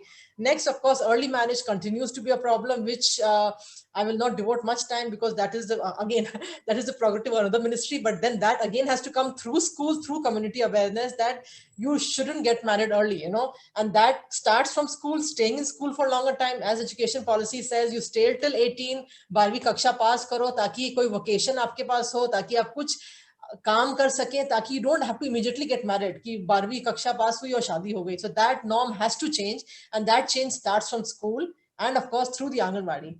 Next thing I want to comment about is the access to services through the Asha and the Anganwadi, which I found is very interesting, that most of our boys and girls knew about the Anganwadi services and the Asha services. That is one way a good thing, that awareness is there. ये एक तरह की जानकारी हमारे समाज में भी है, हमारे किशोरों में है कि आंगनवाड़ी वर्कर में आपको राशन, टेक होम राशन मिलेगा, प्रेग्नेंट वुमेन को एंड पोस्ट नेटल को भी, एंड हमारी किशोरियों को भी. So that was a very good positive finding for us to know that these programs are there in the field and they are being utilized.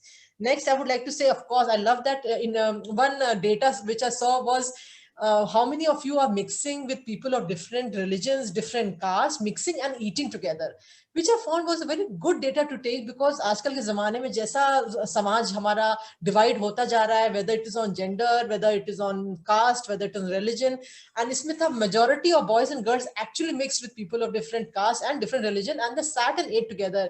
ये एक तरह का डेटा है जिसको हम लोग को और बढ़ावा देना है और strengthen करना है, because हमारे किशोरों को कभी ये बीच में ये अड़चन आनी नहीं चाहिए कि तुम किस कास्ट के हो, किस रिलीजन के हो, लड़का हो, लड़की हो, ट्रांसजेंडर हो. This should never be a part. I mean, you're growing up into a beautiful society, and unless you're united, you will not reach anywhere. So this data I found was something which we need to strengthen, ताकि ये एक awareness हमारी society में across board हो जाए कि everybody is equal, all of you are in the same boat together, and only if you work together will we work for, I think, improvement in health of adolescent now and in the future. So I think ये मेरे 10 point cover हो गए. Yes. Thank you, and that's again such a powerful point to end on. I think that is one of the upsides coming out of this, is that it's beautiful. There's a question, and I'm going to pose this to both you and Dr. Yadav, that's coming in about, and you talked briefly about sort of the digital platforms and technology platforms. And again, given the fact that we are in the COVID scenario, the low touch sort of, environment, and schools are not happening, schools being available online is more towards privileged households and, households which have access to, data, computers, etc. Is there any thinking of within sort of government departments, both health and education, about how to leverage? And I know there is, so it would be wonderful to hear about sort of other ways that you guys are thinking about leveraging sort of this increased reliance or increased sort of focus on digital platforms to address some of these sort of issues with young people, whether it's through an education approach or otherwise. So may I say first? Yes. I think so far NCERT is concerned, because in this COVID situation, NCERT came out with an alternative academic calendar. And that alternative academic calendar include issues related to physical health, related to mental health, related to gender, related to, you can say, sports, art, integrated learning. So all these areas were from class, you can say 1, means from primary to the senior secondary level.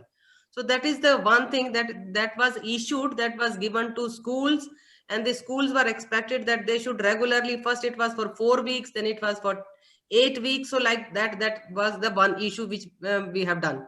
Secondly, every day there was on Swam Prabha channel, Kishore Manch, and their issues related to health as well as other issues were discussed on that platform, and where the children, the teachers, the parents can ask questions. So it was the another aspect which was done.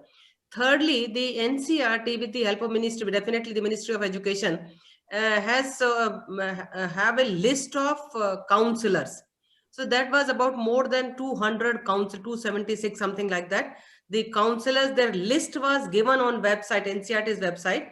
So those children who have any problem, any issue they want to discuss about their own health, about the education, about their depression, whatever they want to discuss, they can discuss with that. And in the evening, every day, even today also, every day NCERT is having on that live channel Vidya, e-Vidya, that 5 to 5:30. And the discussion is on most of the issues on confidence, on personality development, on, you can say, dealing with mental health issues. So those aspects were taken care of it. And the teachers, another aspect that we use the technology to a larger extent, I think in this school health program, NCRT and the Ministry of Health and Family Welfare, we trained teachers from 199 districts, not teachers, as resource persons.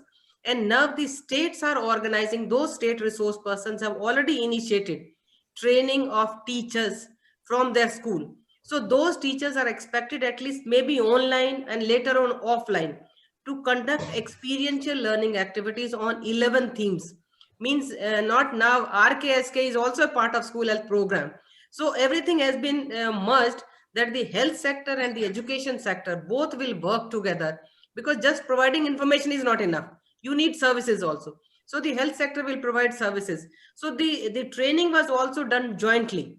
Both, you can say, health officials and educational officials jointly attended the program, and now they are jointly, you can say, organizing program for teachers. For example, Sikkim, I think Dr. Joya Yes. can also give the example. Haryana is going to start. Mizoram, many states have started organizing online training program of the teachers. Secondly, because there are, as you said, that most of the people do not have that digital device also. So what they did through radio also, that radio, at least community radio, that students in the villages can reach to the community, and that teachers through phone, simple phone, they can also discuss with the children about their problem, about their issues and concern. So steps have already been taken to use the, you can say, this digital technology. I really express my sincere, you can say, that technology, not in terms of this internet, but the media, the role of media is very important, because the television reaches to almost most of the houses. So some discussions, some should be organized regularly through those television. Though NCRT is also reaching through television. This is also another step, that not only we have done that Kishore Manch, but those Kishore Manch were available on Airtel, Kishore Manch was available in Tata Sky, Kishore Manch was also available on, you can say, government television. So directly we enter into the television, so that the children can be benefited, even those who are at a disadvantaged position, they can see the community at level, that television lessons. So these, some of the steps have already been taken, but still, I think country is very huge. We have 29 crore children. So we have to do lot. We have done lot, but still lot to be done. Yeah, Joya ji. अच्छा नहीं, I think doctor Saroj आपने काफी कुछ, सब कुछ तो cover कर लिया, बट एक तो इशू खाली I just want two point out कि जितना हम लोग इन्वेस्टमेंट डिजिटल में, इतना ज्यादा स्ट्रेस हो रहा है, इतना इन्वेस्टमेंट हो रहा है, we should not leave behind those जिनको इंटरनेट नहीं है. मतलब ऐसा ना हो कि हमारे सब कार्यक्रम उस पर निर्भर हो कि भाई इंटरनेट है तो आपको क्लास होगा, इंटरनेट नहीं है तो क्लास नहीं होगा.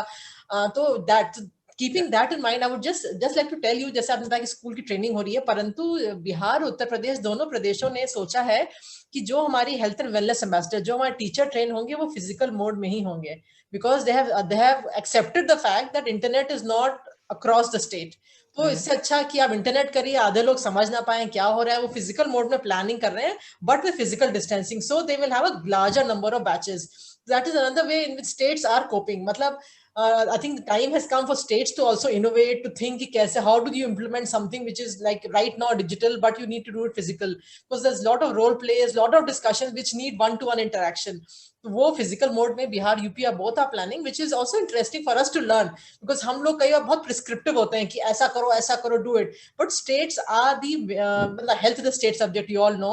तो states decide करते हैं, and then we learn from the states also as to what is working for them, so that we can also make suitable corrections to our own program implementation. But I think methods to Dr. Saroj already बताई चुकी हैं, so I will not dwell on that. Anand ji, एक चीज doctor Zoya ने जो शायद भूल गई है, इन्होंने ही बनाई है, इन्होंने बहुत सारे इन्फोग्राफिक्स भी बनाए हैं और वीडियोस बनाए हैं, और यूनेस्को की मदद से हमने फिल्में बनाई हैं ऑल द 11 थीम्स पर.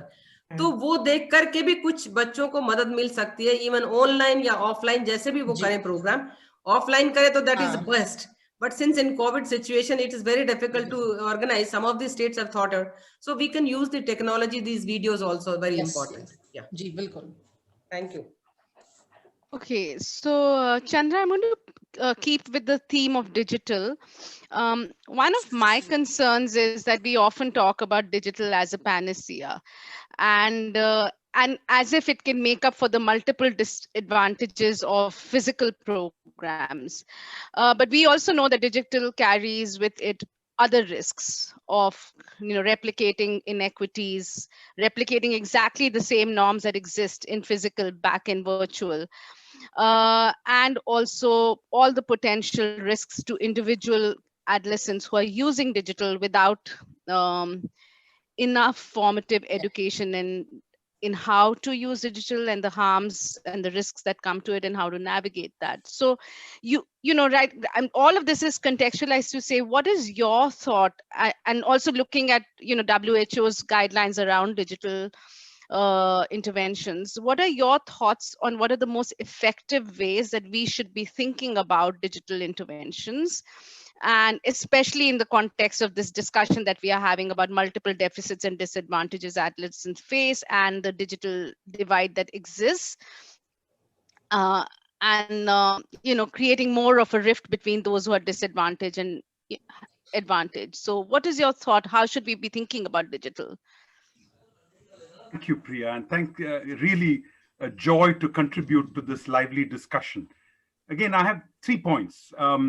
WHO has just published 2 weeks ago guideline to planning digital interventions for young people. And it says essentially that we have a resource here, a resource that is available to be used. How can we use it as best as we can, as creatively as we can? And initiatives from India are featured in that guide. And one of them is Love Matters Teen Book. And Love Matters ability to communicate with young people digitally and reaching them with information and messages in ways that are appealing to young people. So they don't go in with a health entry point. They start talking about, is it cool for a man to open the door of a car for a woman? And those kinds of entry points. And then to get into a discussion on gender equality, on consent, and those kinds of discussions. So we published this document, and yesterday with UNFPA, we published International Technical and Programmatic Guidance for CSC, sexuality, comprehensive sexuality education outside the school setting. So the digital means, digital methods are clearly a part of the portfolio of approaches that we have to use.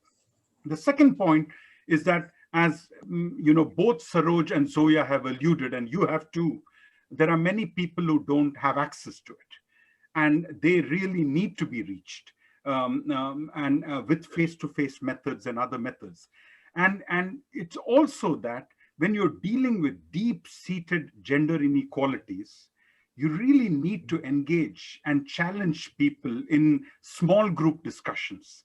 Much of the changes that take place in the social context.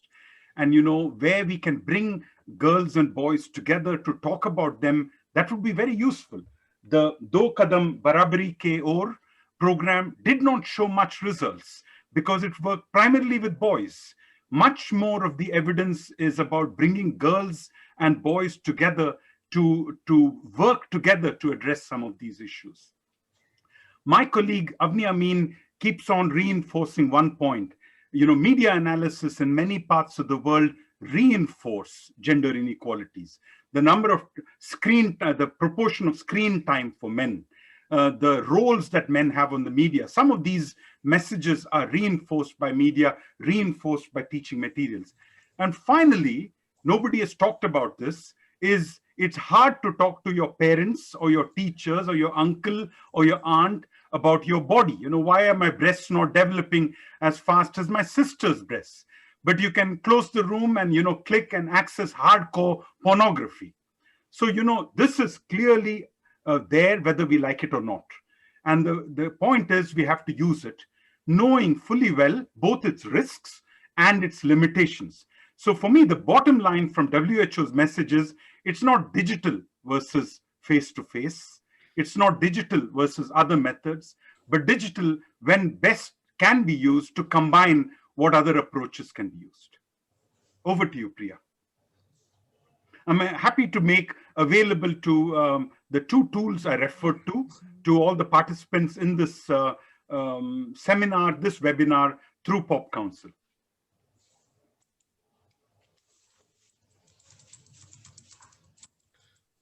There is a question, while we are still getting some of the audience questions, there is a question that a colleague from the audience has asked about the,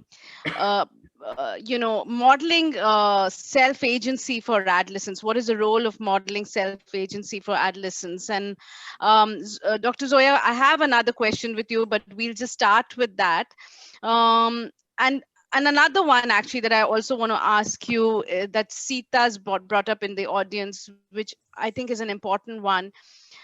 Is it more effective? Do you think we should be really, given that granular programs are more likely to work for the complexity of issues that we are talking about, does it make sense to aggregate the numeracy of such granular program rather than working at very diluted interventions at scale, which is what some of the flagship government programs are doing, where we are seeing a lot of lacuna? And also, if you can address the self-agency question. In the meantime, we have one more question for you. Please, over to you. Okay. What I think I will start with the granular interventions is that when you look at public health, you're looking at a larger population per se. You don't, and whenever in fact, the beauty of RKSK is that it deals with the 6 themes which I mentioned. So the states are free to implement one theme more than the other, or not implement one theme at all if they so desire. So whatever interventions are there in these related themes are based to give a broad guidance to the state for implementations. Like, for example, if you look at, say, Bihar and UP, we will say that early childhood marriage, access to menstrual hygiene material, access to safe spaces for using menstrual hygiene, access to IFA, all that is a big issue. So their interventions deal more for these vis-a-vis compared to maybe Tamil Nadu and Kerala, where access to menstrual hygiene is not an issue. They have more issues of mental health. So that state's budgets more for, say, counselors for talking on mental health issues than for counselors talking on SRH issues or access to SRH commodities. So that is a kind of what RKSK is. I think when we planned RKSK, and Chandra will bear with me, is that we looked at all these thematic areas which are very critical for a normal development of an adolescent. परंतु ये भी choice state को दी गई कि भाई ये 6 thematic areas broad हैं and you can put more money in one vis-a-vis the other. So I will really not agree with the granular thing. It's up to the state to do. I mean, we provide guidance, but implementation तो state level पे ही होता है. So Dr. Zoya, एक सवाल, sorry to interrupt you, but actually now I remembered what the question is, and it's related to this line of thinking.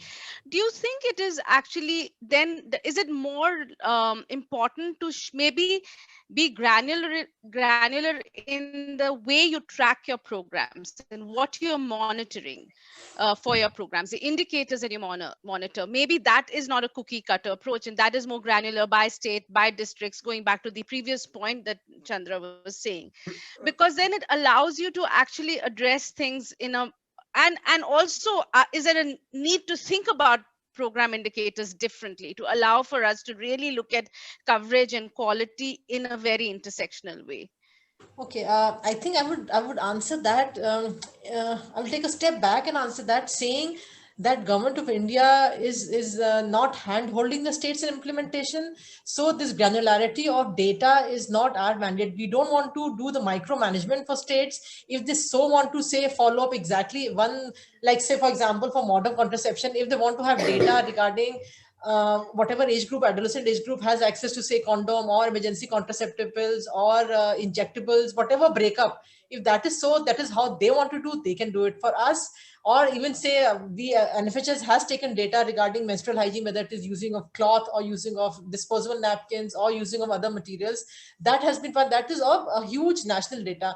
But like you're saying, if you go for specific interventions, we will not interfere in the state's implementation of any program down to the thing as to change the data. Whatever data we are taking from state, whether it is a monthly data or quarterly data that relates to the implementation of the various I think aspects of RKSK and now school health. So they are broad indicators. We don't want to go into micromanagement of implementation because each state has its own way of implementation, own way of gathering data, and own way of analyzing. So they do at their own level, but we take state level data. So I think that would be too much to expect that Government of India will actually go down to the nitty gritty of every program.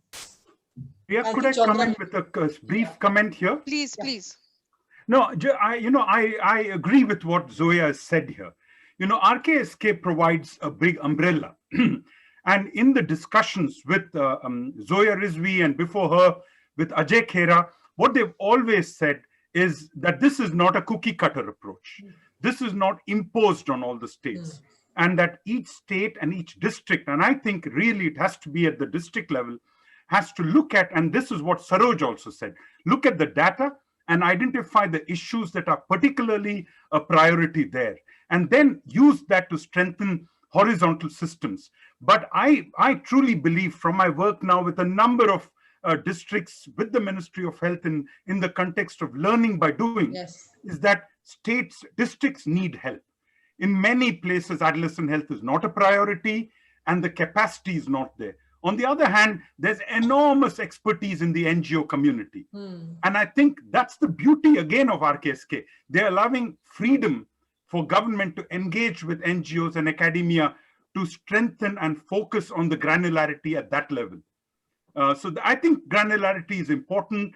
How can we use the broad framework created by RKSK to do what the different things that need to be done in different districts? Over to you. George, I wanted to come in here and ask you a question. There is a resurgence. I don't know if it's a resurgence, but we know that it's the sort of sexual violence in India is global news. It's something that India is becoming infamous for to a certain extent. As I was talking to a colleague recently, one of the things he said is that when you have so much sexual violence in the news and sort of covering so much of prime time, it almost normalizes other forms of violence or other forms of autonomy and control that that women should have, whether it's touching, whether it's inappropriate pinching, etc. This is, and again, I think it's coming through in the data. Again, we see a lot of the findings talking about violence in there. I don't know, from your global perspective, what's your advice? Is there an aspect of the program that needs greater attention and focus, or is it about the whole program needs to be done in the way that it is planned, and that's what's going to, is there something that is specific that we need to do a little bit more of to try and address this in the Indian context? Thanks, Anand. And I think the first thing to say is that although it's had huge attention in the Indian context, it is something which really over the last 4 or 5 years, we've seen a global shift in attitudes towards sexual violence. We've seen the Me Too movement, which has become something which is a global phenomenon. And I think that it is something which manifests itself in different ways in different places. There are going to be some unique features of the Indian context. And I imagine sort of India is such a large context that even across the country, it's going to manifest itself in different ways in different places.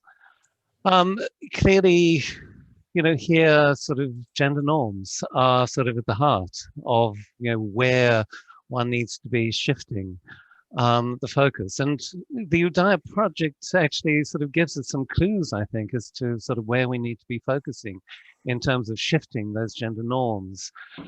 Later childhood, early adolescence are likely to be crucial years where these norms are formed. They may be modified in later adolescence, but really this is a crucial age group where sort of boys decide how they're going to be boys, girls decide how they're going to be girls.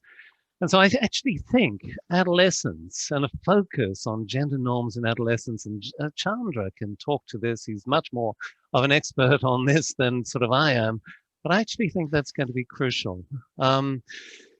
Clearly, there are going to be other approaches that are going to be important.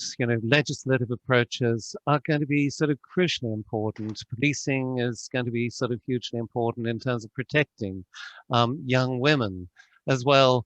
it's something which is actually going to require an all of society approach wherever we're talking, India or sort of here in Australia. Chandra, I don't know if you want to add anything further to that. Zoya, you want to add something? Reinforce Chandra, what you you also? said. Yes. Oh, okay. Let me just add quickly. Further to what George just mentioned about this violence thing and how do we go about it, I just want to put in a word is that Dr. Saroj will agree that in the school health program, one of the curriculum is injuries and violence and how do you prevent that? So that is going to start at the school level as to how to know each other's boundaries, what not to do, what is acceptable, what is a safe touch, what is an unsafe touch. That is going to start from school. So that is what I think the vision of this program is, that you catch them early right from school so that by the time they are become actually teenagers, so they know how to respect each other, how to interact, and hopefully in times to come the incidence of violence against women will go down, and of course each of them can respect each other's boundaries. Yeah, Chandra, over to you. May I add, even NCERT has developed that preschool curriculum, because we are also going to develop that material for preschool. They have also included good touch and bad touch. So means from the beginning itself, this aspect has been, you can say, focused. Yeah. So I'd like to just make 2 points here. One is the Udaya study showed that 1 in 5 older boys and 1 in 4 older girls saw their father beating their mother. So, you know, this is something that you grow up with. You grow up with your father beating your mother. It's normalized from that age. There was other data statistics on, you know, emotional violence. But George is absolutely right. I think we have to work downstream. There are important approaches to take place to make sure that there's no sexual harassment on the street, there is no sexual harassment on work, etc. But we have to think about this in terms of the next generation and invest by building equitable norms early and change the norm that beating is not okay. There's a statistic that by the age of 15, boys and girls in many countries think it's okay for a man to beat his wife for 5 reasons. If she burns the food, if she leaves the house without his permission, if she's disrespectful, if she doesn't care for the child, and she refuses sex. And in India, the rates are shockingly high. And that's what we have to work on. Otherwise, small band-aid approaches will have only band-aid results. Can I just put in a word, Anand? Just to follow to what Chandra is saying, I think the first step, what we believe is maybe to have the child start questioning the values at home. So if the child starts questioning, then automatically the parent will be a bit hesitant to, follow up on the violent attitude. So that's, I think you have to begin somewhere. So let's begin by schools, with the schools. Okay, I'm going to actually, this is a really interesting discussion and clearly reinforcing the study findings that, gender equitable attitudes, that adolescent who has more affirming ecosystem or environment that they're growing up in is likely to do better in the transitions. But I think changing that environment is not just the responsibility of the child. I mean, we are talking about very, very stringent normative barriers that an adolescent is growing in, which includes schools and homes and communities. So, but moving from that, I just want to go back to Avinash. Avinash, आपने ये सारी discussion सुनी, हम बड़े बड़े जो सरकार के कार्यक्रम हैं और नीतियां हैं उनके बारे में बात कर रहे हैं, पर आप जिस कम्युनिटी के साथ बात करते हैं, एक्चुअली ये उन युवाओं की स्टडी है, ये डेटा उन युवाओं के बारे में है, और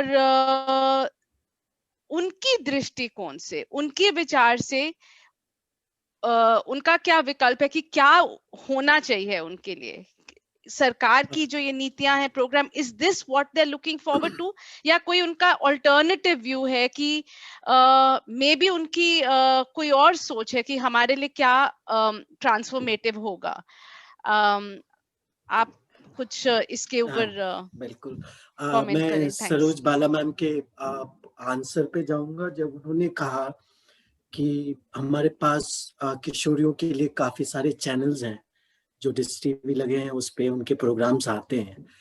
पर मेरा ये क्वेश्चन है आपसे मैम, मैं पहले बाकी चीजें मैं बाद में बोलूंगा, पहले ये क्वेश्चन है आपसे कि आज के टाइम में हमारे पास, दिल्ली की बात कर रहा हूँ, हमारे पास टीवी है, केबल है, पर हम कितना परसेंट हम देखते हैं? आजकल हम कहाँ हैं? नेटफ्लिक्स पे, अमेजोन पे, हम नहीं है टीवी पे।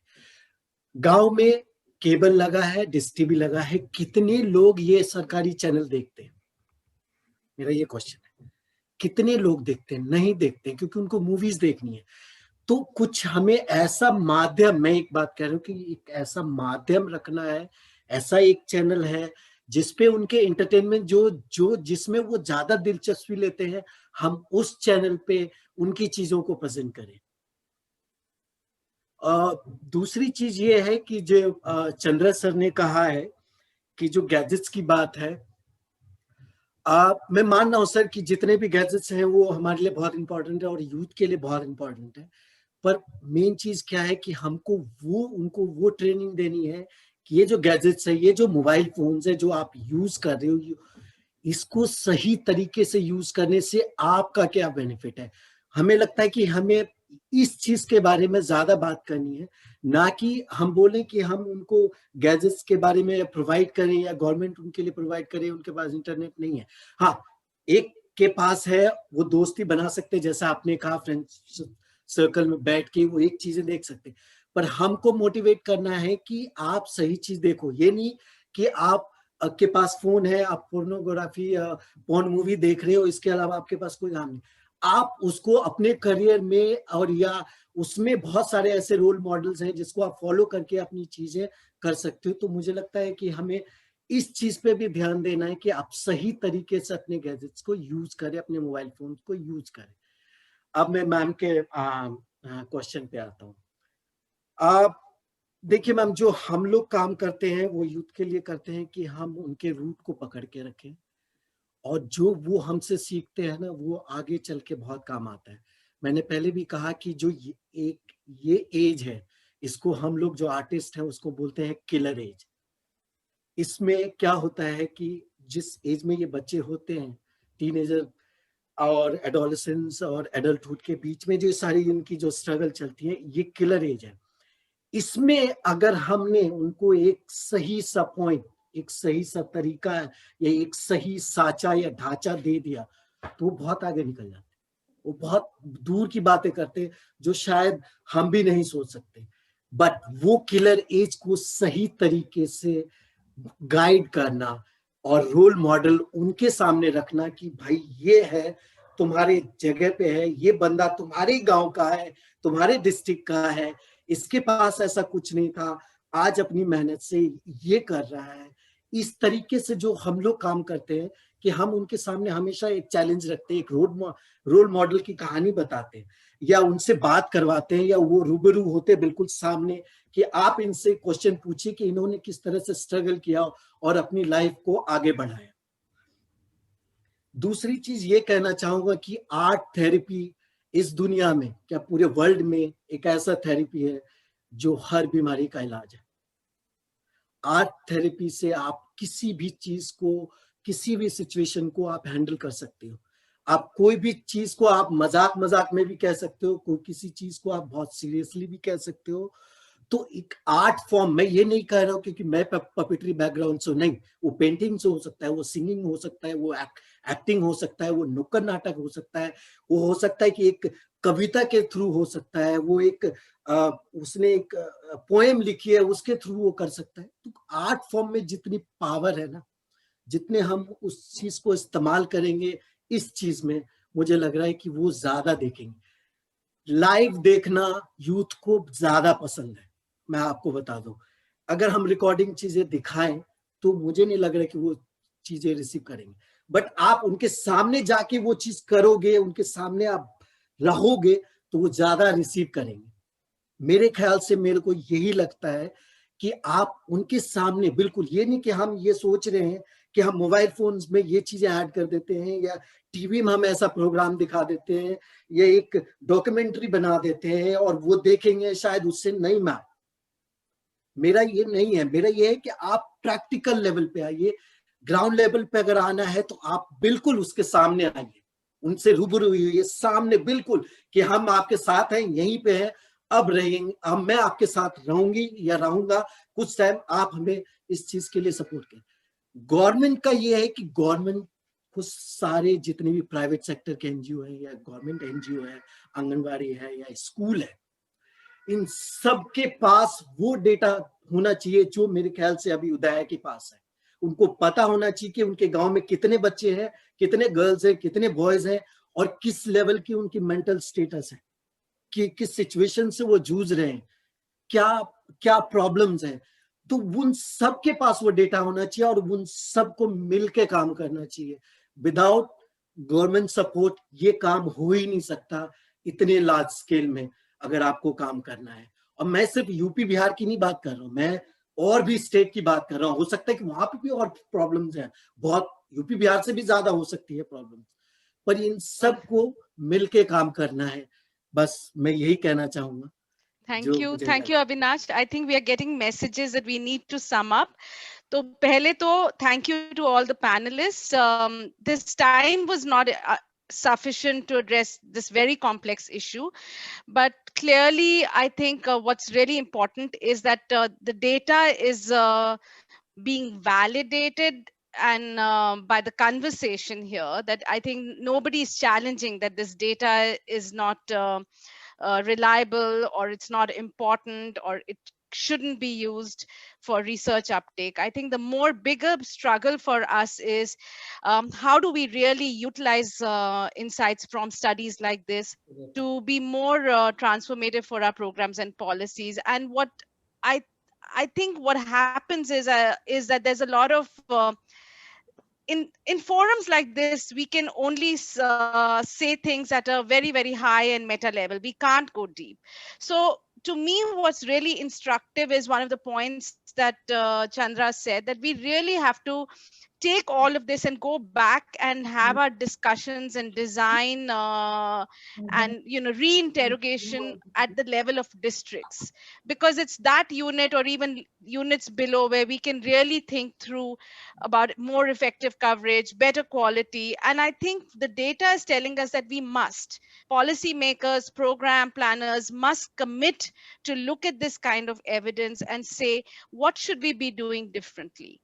That is one thing. The second thing is there are many things that our programs and policies are not doing that the data is pointing out.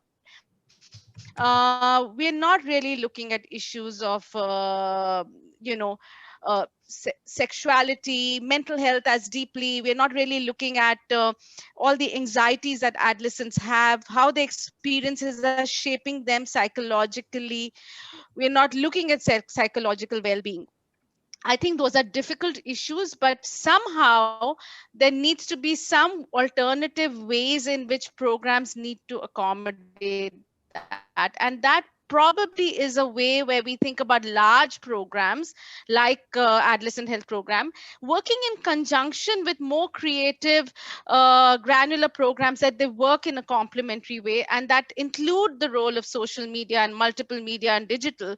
I think that it can't be exclusive. Love Matters should not be working on its own, or but they need to be working, or other creative enterprises need to be working and create an advisory for large programs. I think what the large programs possibly lack is, the imagination, that how do you go so granular and deep, and that's what we have the benefit of some of the more alternative transformative programs. So I really see that the need is to bring all of this together. I also think that I just want to say that some of our language in which we are thinking about adolescents also needs to be altered. We need to be using more affirmative language even between ourselves, using language even amongst policymakers and programmers that are more, and researchers. So for example, are we saying that adolescents are going off track or on track? What does track mean? Is that a normal that we are subscribing to? Should we be thinking about other ways in that we need to be examining these multiple journeys that adolescents are going through? And maybe all tracks are valid as long as there is a supportive environment and some kind of an ecosystem that constantly is supporting adolescents to actualize their aspirations. There's a lot in the audience. There were several questions around agency, modeling agency. It suggests that maybe there is a role for this. I think there is still evidence that needs to be brought to bear. I think the questions from the audience were very instructive. I feel like we are all very sophisticated in our understanding of what the problems are.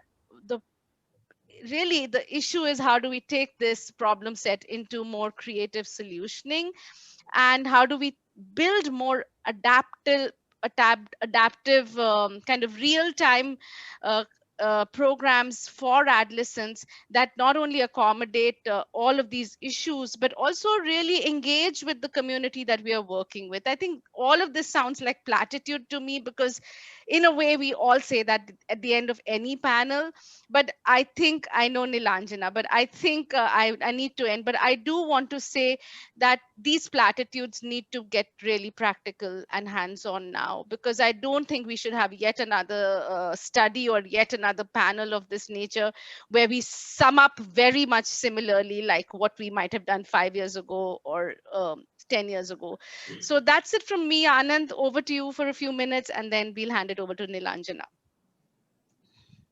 Thank you. I don't have much to sum up. I just want to echo my thanks to everyone. I think this study and this panel has been amazing, and it's serving the purpose that it was supposed to serve, which is bring data that is highly credible, that is granular, that helps us develop insights, and turn those into conversations with people who work with young people, whether it's policymakers and people who run government programs, and whether it's young people and youth leaders themselves who are engaged in this. So thank you, everyone.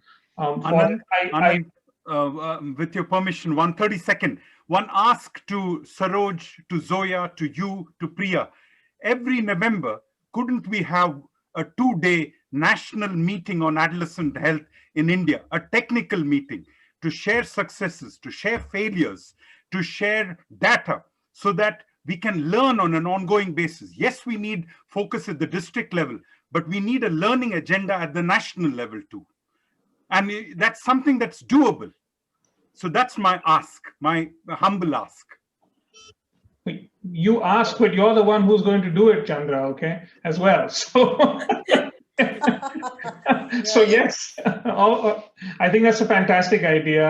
I think we should take it up, definitely, working closely with the government departments, but I think that's a great idea. And obviously, you will probably be the person who will sort of bring it together as well.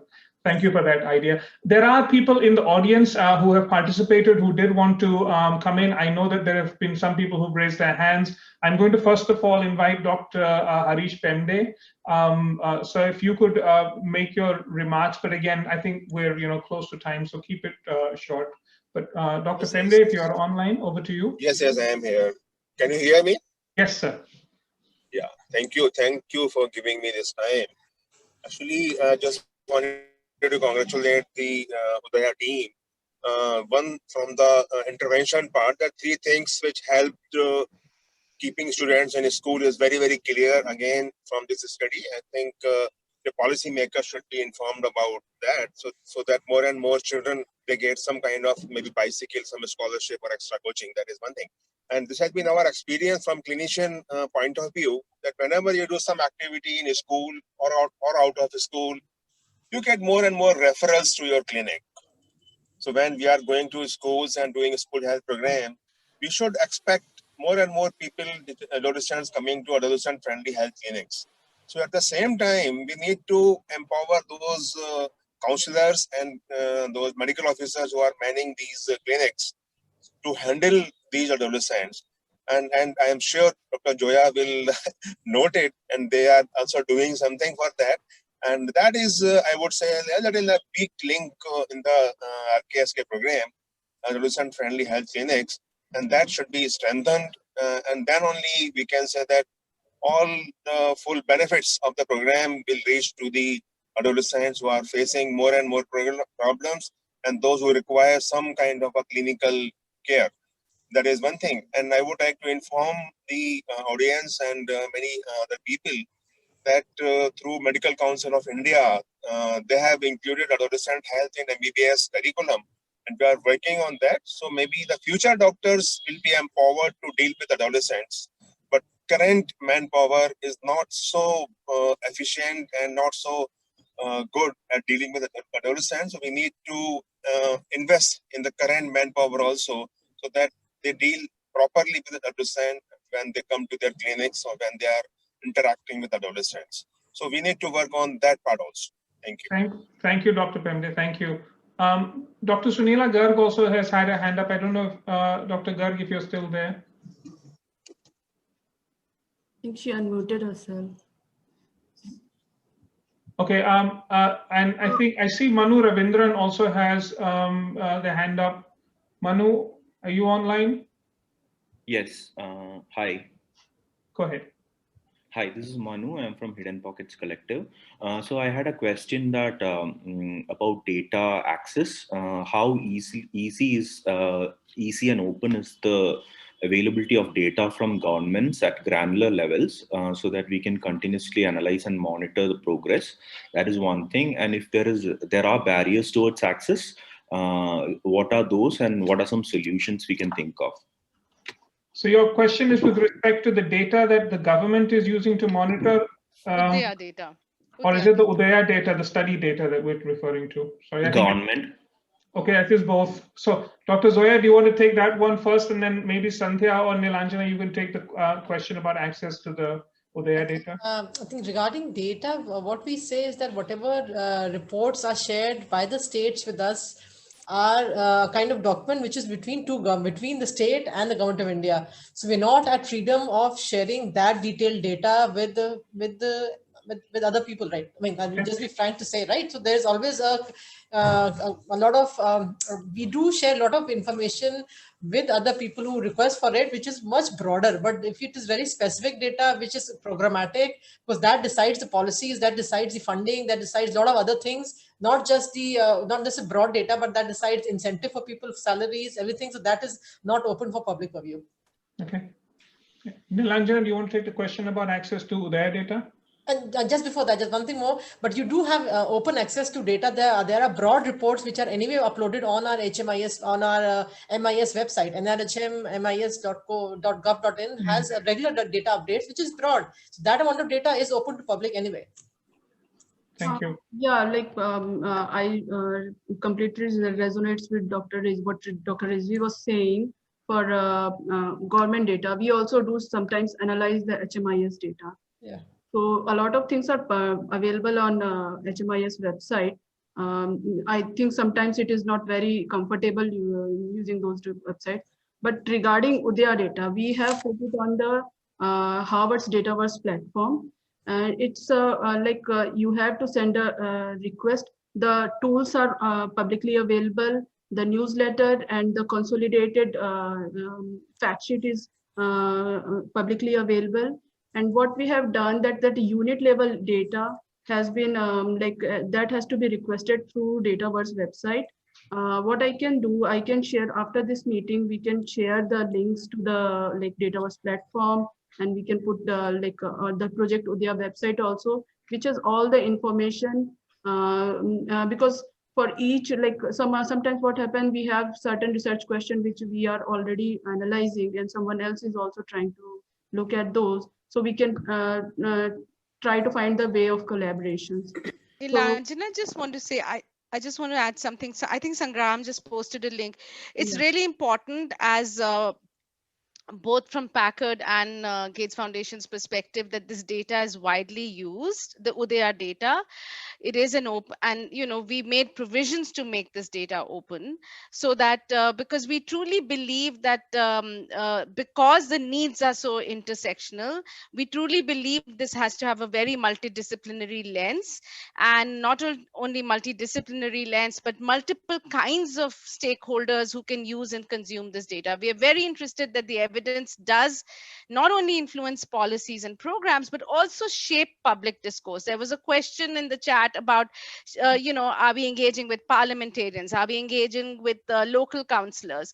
Well, how would we engage unless the data is consumed and used by a variety of stakeholders? I mean, there were multiple methodologies that went into creating the data, the measures, which means that it really does need to be used by multiple levels of stakeholders to take it to its logical conclusion. Yes, So I would like to make a strong pitch yeah. for this data to be used, and then to reach out to Pop Council. When you go to the website, you will be brought to the link where you can engage with Pop Council and say, this is your interest. And, I think you have to write a paragraph of an abstract or something. So please go ahead and do that, since this is, there may be researchers here who may be interested. Yeah. And if you're a program person, there is support through this research community at Pop Council to help you. That's right. Like Priya, I wanted to bring Santhya here because I think sure. he used to get all the requests for the different kind of questions and abstracts related to Udaya. So, and she's also trying to engage on in the different platforms how to promote the Udaya data. So Santhya, over to you if you want to say something about Udaya. Nilanjana, you have summarized the process, and whoever is, asking for access to the data, we have been, immediately issuing access.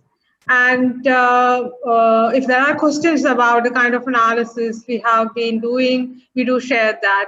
And also, I just wanted to say that, we had encouraged a call for papers, and about 15 or plus of young researchers are currently working on different papers with the time frame of submitting in 3 months time, kind of. And there is no restrictions, on accessing the data. And we also have, the partners who are encouraging us to reach out to the different stakeholders. For example, the YP Foundation. And Avinash had an opportunity to understand this data much more better through a workshop that YP Foundation has organized. And there will be an RFP for the non-traditional use of data, and Council will be supporting that too. Thank you. Santhya, I see Dr. Sunila is still raising her hand. Dr. Sunila, are you there? Can you open your questions? We saw your questions in the chat box. Can you hear me? Yeah, sure. Yeah.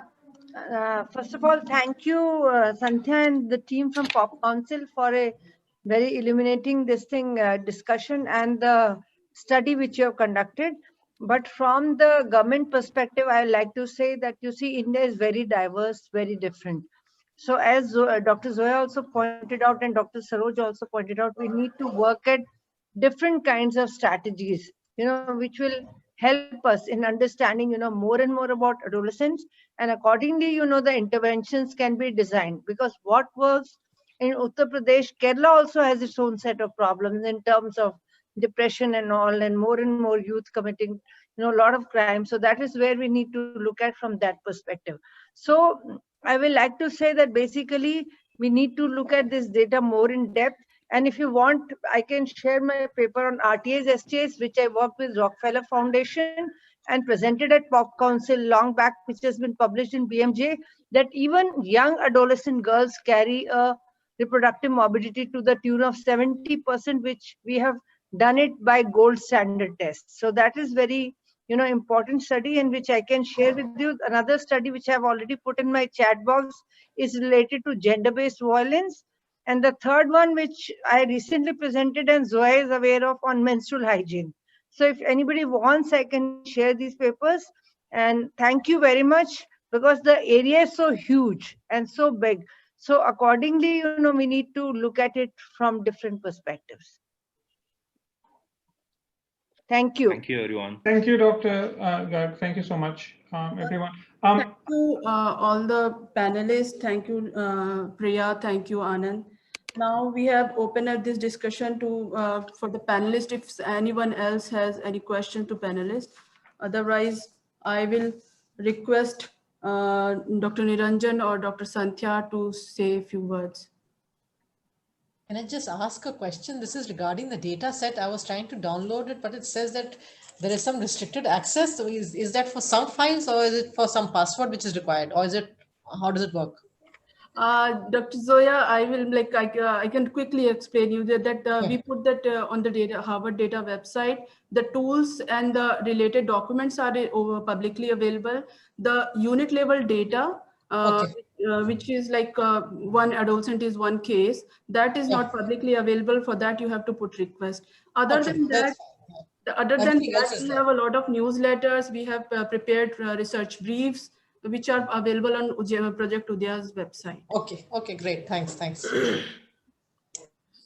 So now, I would like to thank everyone, all the panelists and all the participants. I would now request Santhya to say her reflections on the panel discussion. And Santhya, do you want to take few questions, because we kept few critical questions open. We did not answer them. Udaya team tried to answer few of them.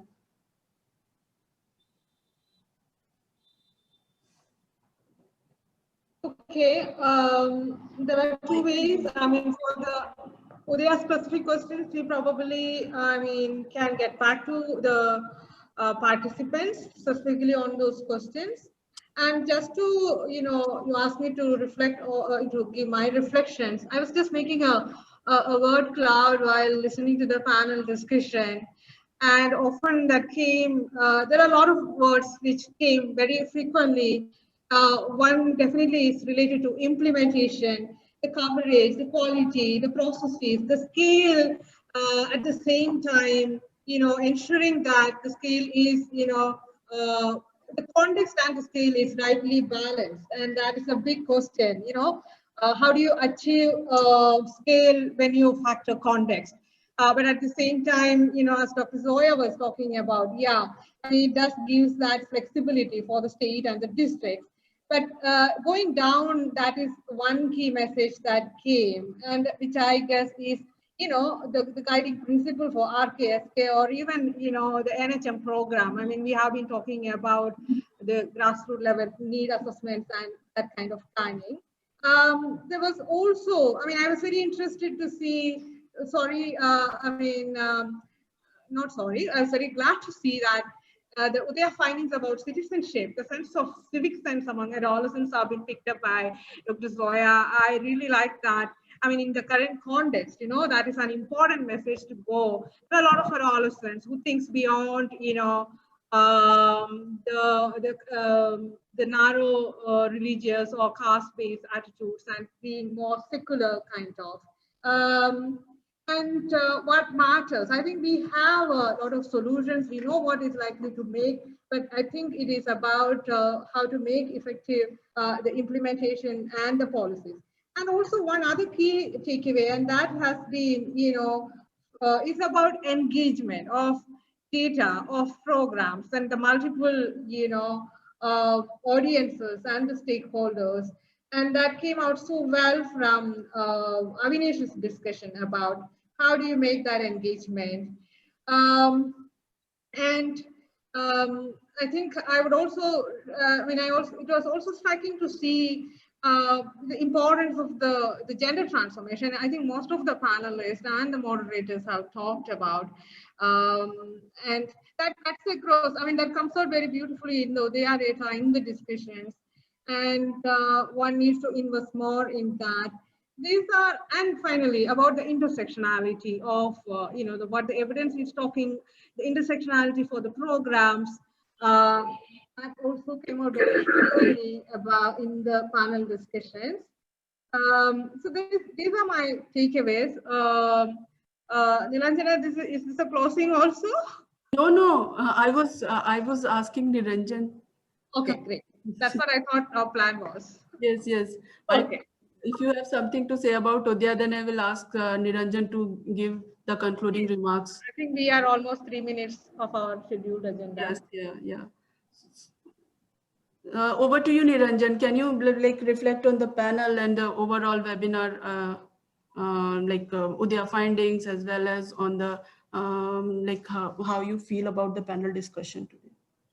Thanks so much. I think it's a very interesting, illuminating discussion, very insightful thoughts about what should the programs and policies be doing in order for us to um, be helpful in navigating the successful transitions from adolescent to adulthood.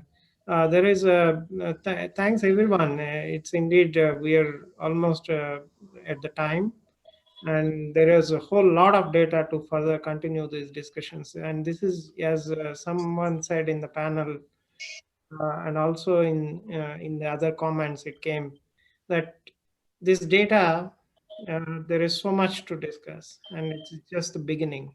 And we need to, like Chandra said, we need to continue these conversations over the next year or so to make meaning out of it, to make meaningful contributions into helping adolescents in their better transition, and how both the government, the private sector, the NGOs, civil society, and adolescents themselves and young people themselves can actually act upon the data that they've been collecting, observing locally, and also the data like this Udaya to take into action, which is what we at Pop Council are looking forward to, those kind of conversations and continuing those conversations. And thanks again. It's a very, very interesting. I've learned a lot from all the panelists, and thank you so much.